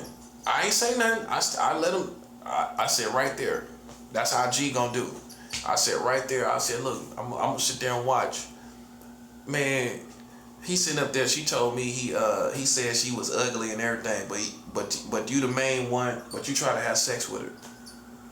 Trying to save face, man, cause she told him she was with me in front of his face. She told him she was with me to his face, she called him. See, that's what I do. Just to make sure, I'm gonna make sure you know what it is. See, you don't know how to maneuver like a real man. I didn't strong arm her. I told her to call. She called right in front of me. That's all I needed. All I needed was her to tell you, face to face, on the phone, she's with me. Boom. You try to have sex with her, I'm gonna let her call you. Right in front of me. Yeah. And tell you she's with me, buddy. Yes, sir. Now that's class. That's how you do it. And you didn't even know I was in the background. You didn't even know I was there. See, another dude would have been, yeah, I'm here, yeah, that's what's up. Nah, I had way more class than that. I sat back and I ain't say nothing. You know what I'm saying? I just let her do all the talking. And like a lame, he gonna argue with her and everything, talking about she ugly and everything. You know what I'm saying? That's like, so you know, man, that's why that's why I just keep it 100, bro. I just keep it 100. You know what I'm saying? Why these lames, man, try to have sex with your woman, but then accuse you of the same thing. You know what I'm saying? That's why if you was really a man, you know, you would have confronted the issue, okay? I confronted the issue when he tried to have sex with my woman. You see the difference? So why can't you confront the issue when you thought I had sex with your woman? Because you're not the man that I am, that's why. You had the opportunity. You can't say you ain't had the opportunity. And you can't say that ain't how you felt. It was how you felt. It was how you felt. I knew long before it. I knew before the last time I seen him, other people in the family was telling me that's how he felt. Okay, so then when I seen him, they told me around, what was that? That was 2015 when I found out. Okay, so 2 years later, I already knew he felt that way, right? 2 years later, you didn't tell me, you didn't ask me about that at all. But you go tell the family that you think I slept with your wife. I see you 2 years later and you don't say nothing about it. But I confront the issue, my issue with you. I'm more focused on my issue with you than your issue. I ain't even thinking about it, to be honest with you. No, I don't think I even thought about it. That shows you how innocent I was. I wasn't even thinking about somebody else told me. I kind of forgot about it a little bit. But I'm thinking about my issue in my heart that I got with you, and I addressed it. So that's the difference between me and you, buddy. You can't address nothing. You can't address no issues like a real man. Especially if it was a wife, I definitely would have said, this was my girlfriend and I confronted this. This was his wife and he didn't confront that.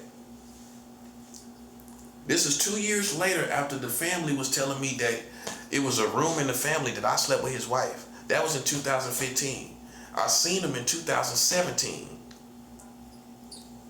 And he ain't say nothing about it. Me and him was in the same house, slept in the same house and everything in 2017. And you ain't say nothing about your wife. But you gonna go tell the family that you think I slept with her. Right? But you ain't man enough to come to me with me and you on our own, to talk on our own, and you to tell me that you, to confront me on it. Did you sleep with my wife or did y'all have sex together? I just want to know.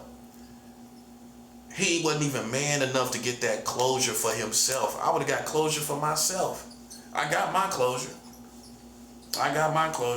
He tried to have sex with my woman. I confronted him on it. He told me he gonna make it up to me. I got my closure. That's it. And better closure was, like I said, my woman called him right in front of me. That's what this was about. Women. Okay, so why he trying to have sex with my woman if it ain't about women? He tried to have sex. She showed me the text. Okay, so how you gonna tell me it ain't about women when he trying to get even by having sex with one of my women?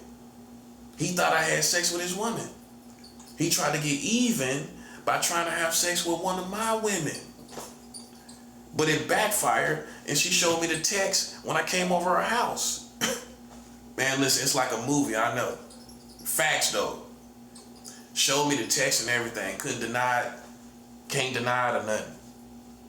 That's what I'm saying. That's what I'm saying. You know what I'm saying?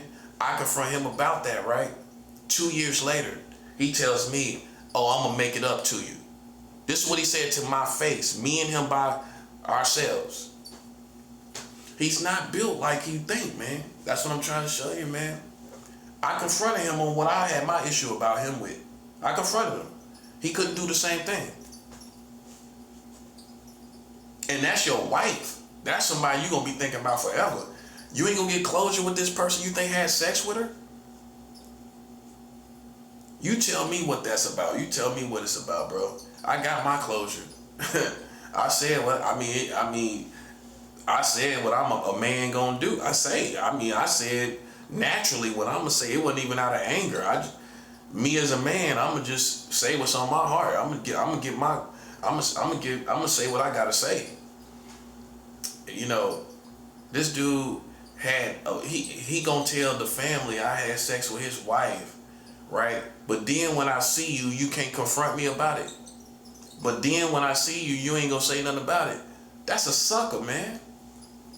You gonna go tell the family I slept with your wife. But then when you actually chill with me 2 years later, from telling the family, 2 years later after you told the family, you can't tell me, you can't confront me about it. You can't ask me about it. That's what I'm saying, man. Nobody don't respect nobody like that. That's what I'm saying. I would have answered any question he wanted to answer me. Where were you at this time? What day you was there, or what day? Where were you at certain days where you were suspicious or whatever about her? I would have answered any question of any day what my whereabouts was, which was across town. I wasn't even on the main time he was with that woman. I was on the east side. I wasn't even on the west side. I was on the east side of town. That's the crazy thing about it. Everybody knows Charlotte know. What's the odds? Anybody that live in Charlotte or from Charlotte know. What's the odds you on the east side of town having sex with your brother's wife on the west side of town? You on the east side of town. He on the west side of town. What's the odds I'm over there? You gotta be in Charlotte to know what I'm talking about. How crazy that sounds. You would, if you don't know the geographics of Charlotte, you don't know how crazy that sounds. For somebody to say, "Thank you having sex with," and he knew I was over there. That's what I'm talking about. He picked me up from over there. He knew exactly where I lived at. Knowing I lived on the east side of town. How I'm gonna come way over on your side of town? Charlotteans know. How I'm gonna come from the east side of town all the way to the west side to have sex with your woman? Come on. And here's the punchline. I'm currently living with a woman on top of that. I already got a woman. I'm living with my woman. Why I'm gonna come from over on my side of town on the east side, on East Charlotte, to go to West Charlotte to have sex with your woman? Man, please, bro. That's crazy. That's absolutely crazy, man. That's why like, see, he one of them paranoid people, man, that can't even have nobody around his woman. You know what I'm saying? You know, one of them type of dudes. You know what I'm saying? Thinking somebody always trying to have sex with somebody, her, and ain't nobody even touched her. They ain't even touched her. That's what I'm saying. Yeah, man. So that's what I'm saying. Y'all got played, and then for the streets that was with him, listen, you can't change that narrative. You got played right there with him. I'm telling you, that's what it was all about, man. If he tried, this is how you know. If he tried to have sex with my woman, one of my ex-girlfriends, what you think it's about? It's about getting even because he think I had sex with his woman. That's what it's about. It's too much evidence that that's what it's about. It don't get no clearer than that. You try to have sex with one of his women? Okay, so it wasn't about you feeling like he victimized you, because if you really felt that way, the last thing you would want to do is have sex with somebody he had sex with. You wouldn't even want to do that. You will feel disgusted. to have sex with the same person he had sex with. So then, why would you have sex with somebody he had sex with if you really felt that way? You didn't really feel, based on everything that actually happened in details, you didn't feel that way. You didn't feel that way. You was mad about a woman that was attracted to me, and you thought because she was attracted to me, I had sex with her, and I didn't. She was attracted to me, and that was it. You sent all these people through this, where even the streets look lame. Yeah, you look lame. The streets look lame too. Everybody played that position. Even if you were trying to figure it out, buddy, you still look lame because of the situation for what it is. It don't matter. You ain't gonna look good coming out of that. You played a position where you listened to a younger brother that was jealous and insecure about his woman, and that's all it was. That's what it was about, and that it is not gonna change, no matter what other information he tell you. How you gonna think it's about something else when he tried to have sex with one of my women? He tried to. I'm telling you, he did. I'm telling you, my girl showed me the text. She showed me the phone text. It's no. He can't even deny it. He couldn't even say no. He talking about he gonna make it up to me. He couldn't say no. He couldn't say it was a lie. So I confronted him. You see the difference? You see, that's why I always come out flawless. That's what I'm saying. So who you gonna respect? The person that confronted this person. Like you supposed to confront me. But he didn't. He didn't have the manhood. At that time, this will make it so sucker. You could have confronted me soon as you heard me soon as I told you about my woman. You could have turned around and said, well, I think you had sex with my woman. He didn't do that. I can't listen, bro. Listen. Bro, did you hear what I just said? I confronted him about him trying to have sex with my woman. Right? And why couldn't you at the same time turn around and say, well, you know, I feel like I'm going to get something off my heart. I feel like maybe you and my woman had sex before. I would have told you, man, I was on the other side of town.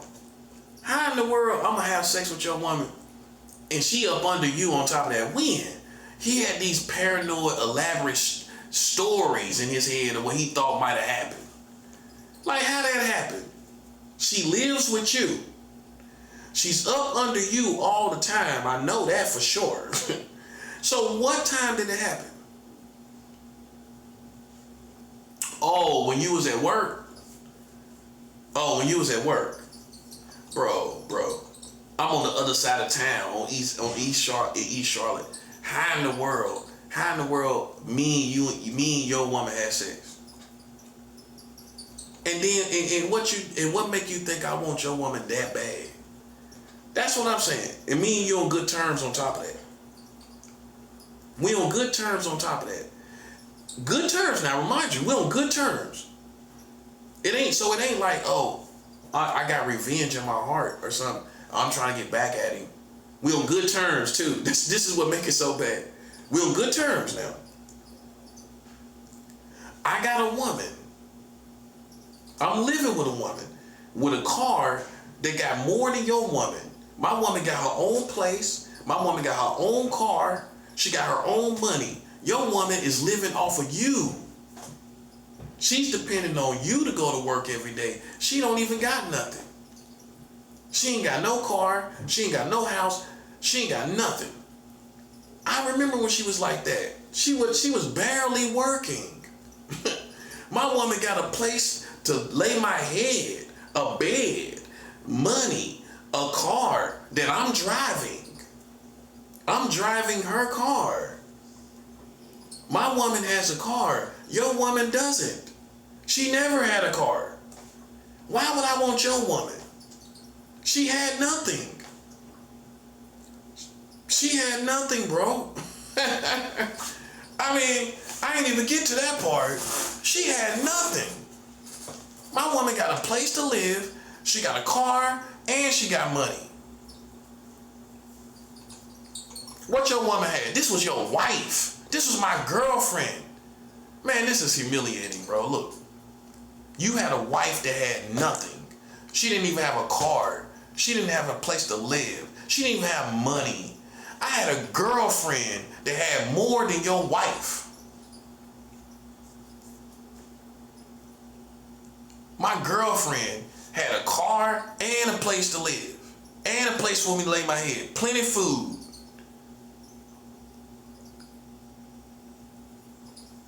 Your girlfriend, your wife wasn't even established. She never had anything. She probably, her name was just on a lease just because of you. On the mortgage. She probably never was on a lease before that. My woman had her own place. Your woman didn't even have a lease. Her name wasn't even on a mortgage or a lease. She was not like a little girl. This was like one of them type of situations. Like some girl you found online and she wasn't no real woman. You drafted her in and found out she wasn't no real woman. She couldn't even have the discipline to just love you. She was attracted to your brother. She was nothing. That's the truth. You wind up getting with a girl online. You was a victim of internet love, buddy. You was a victim of internet love. Me? Oh, the woman you wanted to have sex with? Guess where I found her? At my job. That part. Working. While you might criticize me. Oh, guess where I found her? On my job. At the hospital. Huh? Man, it looks more and more pathetic, the whole situation. Your woman didn't even work, barely. She barely even worked. Did she have a driver license? I don't even remember. I've never seen her drive a car a day in my life. She didn't have a car. She didn't have a place to live. She didn't have her name on a lease until you put her on there. My woman, man, listen, when I met her, she had a car, her name was on a lease, she had everything on her own. She was totally independent. Your woman was a wife with nothing. Barefoot and pregnant. You might as well say that. Barefoot and pregnant. Dirty foot, dirty barefoots and pregnant. Dirty feet, barefoot and pregnant. Man, you can't be serious. You make me laugh, man. You can't be serious. You can't be serious. That's the funny part. For you to flatter her like I want her. That's what's funny to me. Because she wanted me. Because she was attracted to me. But when it comes to me, you flattering her.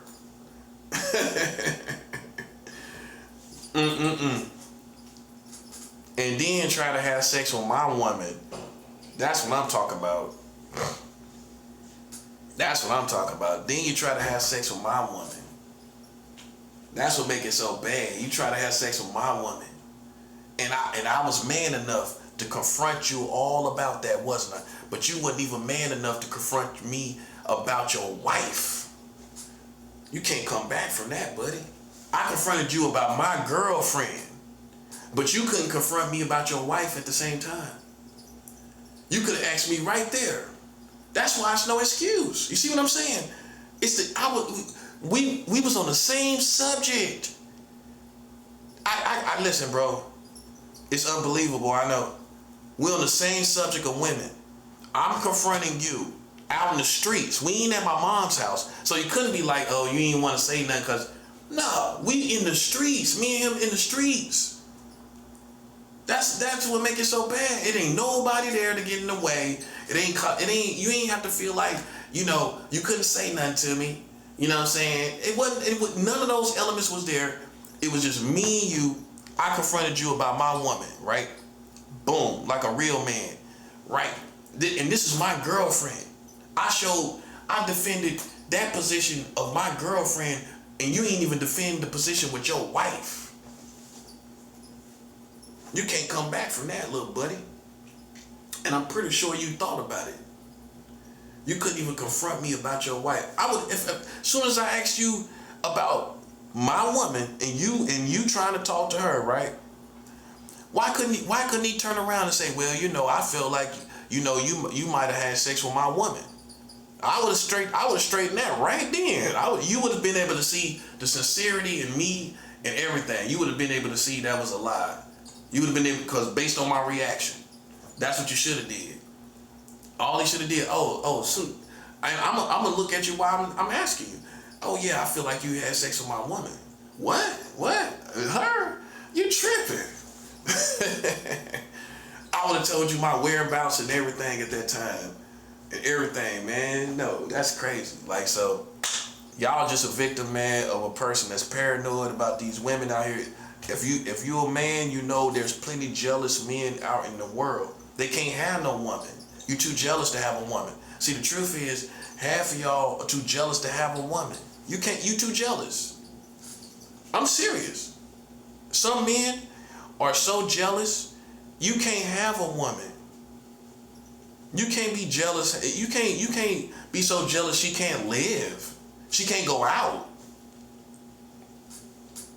I mean, you should want her to be there when it makes sense, right? But I let my woman go out and do stuff on her own.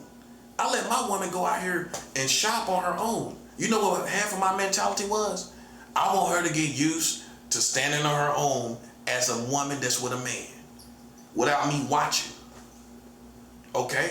Go out there on your own, and you're going to build a backbone where you got to be a married woman in the real world, where you're going to see attractive men, you're going to see all type of situations, and you're going to have a backbone, and you're going to know what you're made of on your own. You're going to know if you fail to lose. You're going to know if you're a hoe or not. On your own, you're going to know the thoughts you having. If you a hoe, you a hoe. I'm gonna let you go out there on your own. And I'm gonna sit at the house. I ain't gonna follow you everywhere. I'm gonna show you how I was. My girl was it was in my neighborhood with all these haters and all this stuff going on.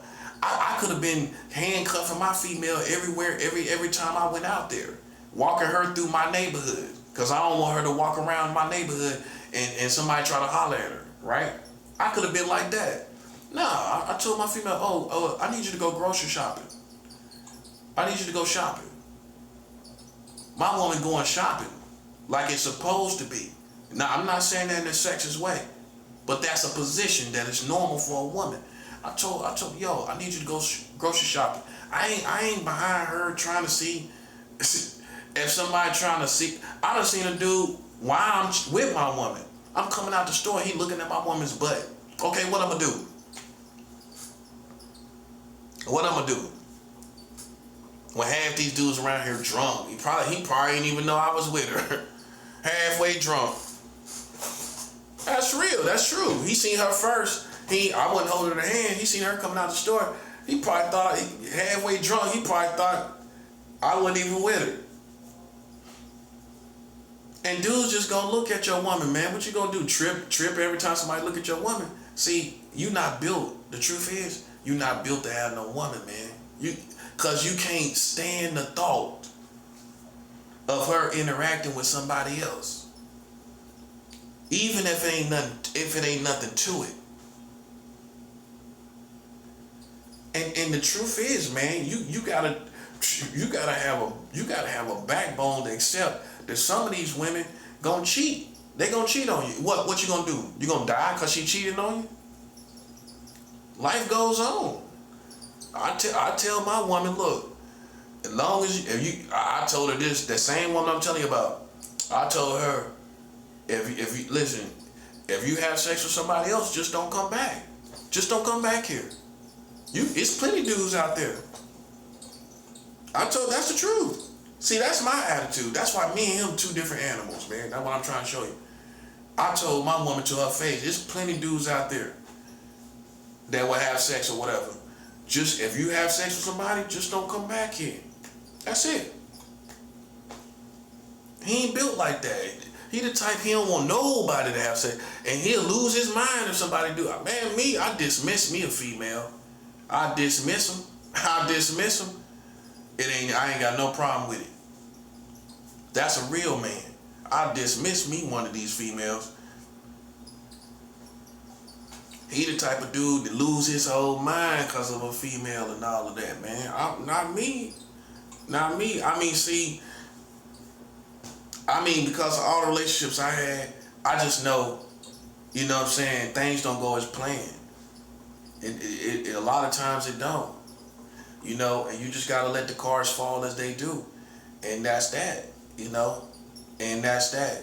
You know, some people, they live in a fake world where if it don't work out, you know, they whole world fall apart and all that kind of stuff. You know what I'm saying? And they want to kill the person and everything like that. He told me he made her suffer so much. What he did, he wanted to kill himself for what he did to her. That's what he told me. What he did to his ex-wife.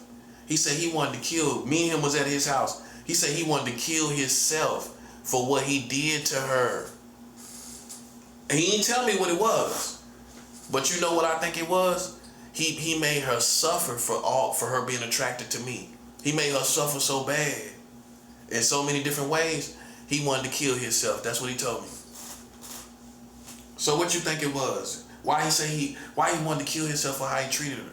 Because he mistreated her because she was attracted to me. He made her suffer for it. Oh yeah. He made her suffer real good. He took a lot of time to do it too. He wanted to kill. Listen, a whole year after she was attracted to me, he had her for a whole, I count 2 solid years after that happened. Ain't no telling what he sent her through, but whatever it was, he basically tortured her. That's what I think. In so many ways. Maybe not, it was more psychological. He tortured that girl. Yeah, he did. He told me how he wanted to kill himself for how he treated her. Think about that. He told me this now. He got revenge. He got revenge on her. If he tried to get revenge on me, you don't think he got revenge on her?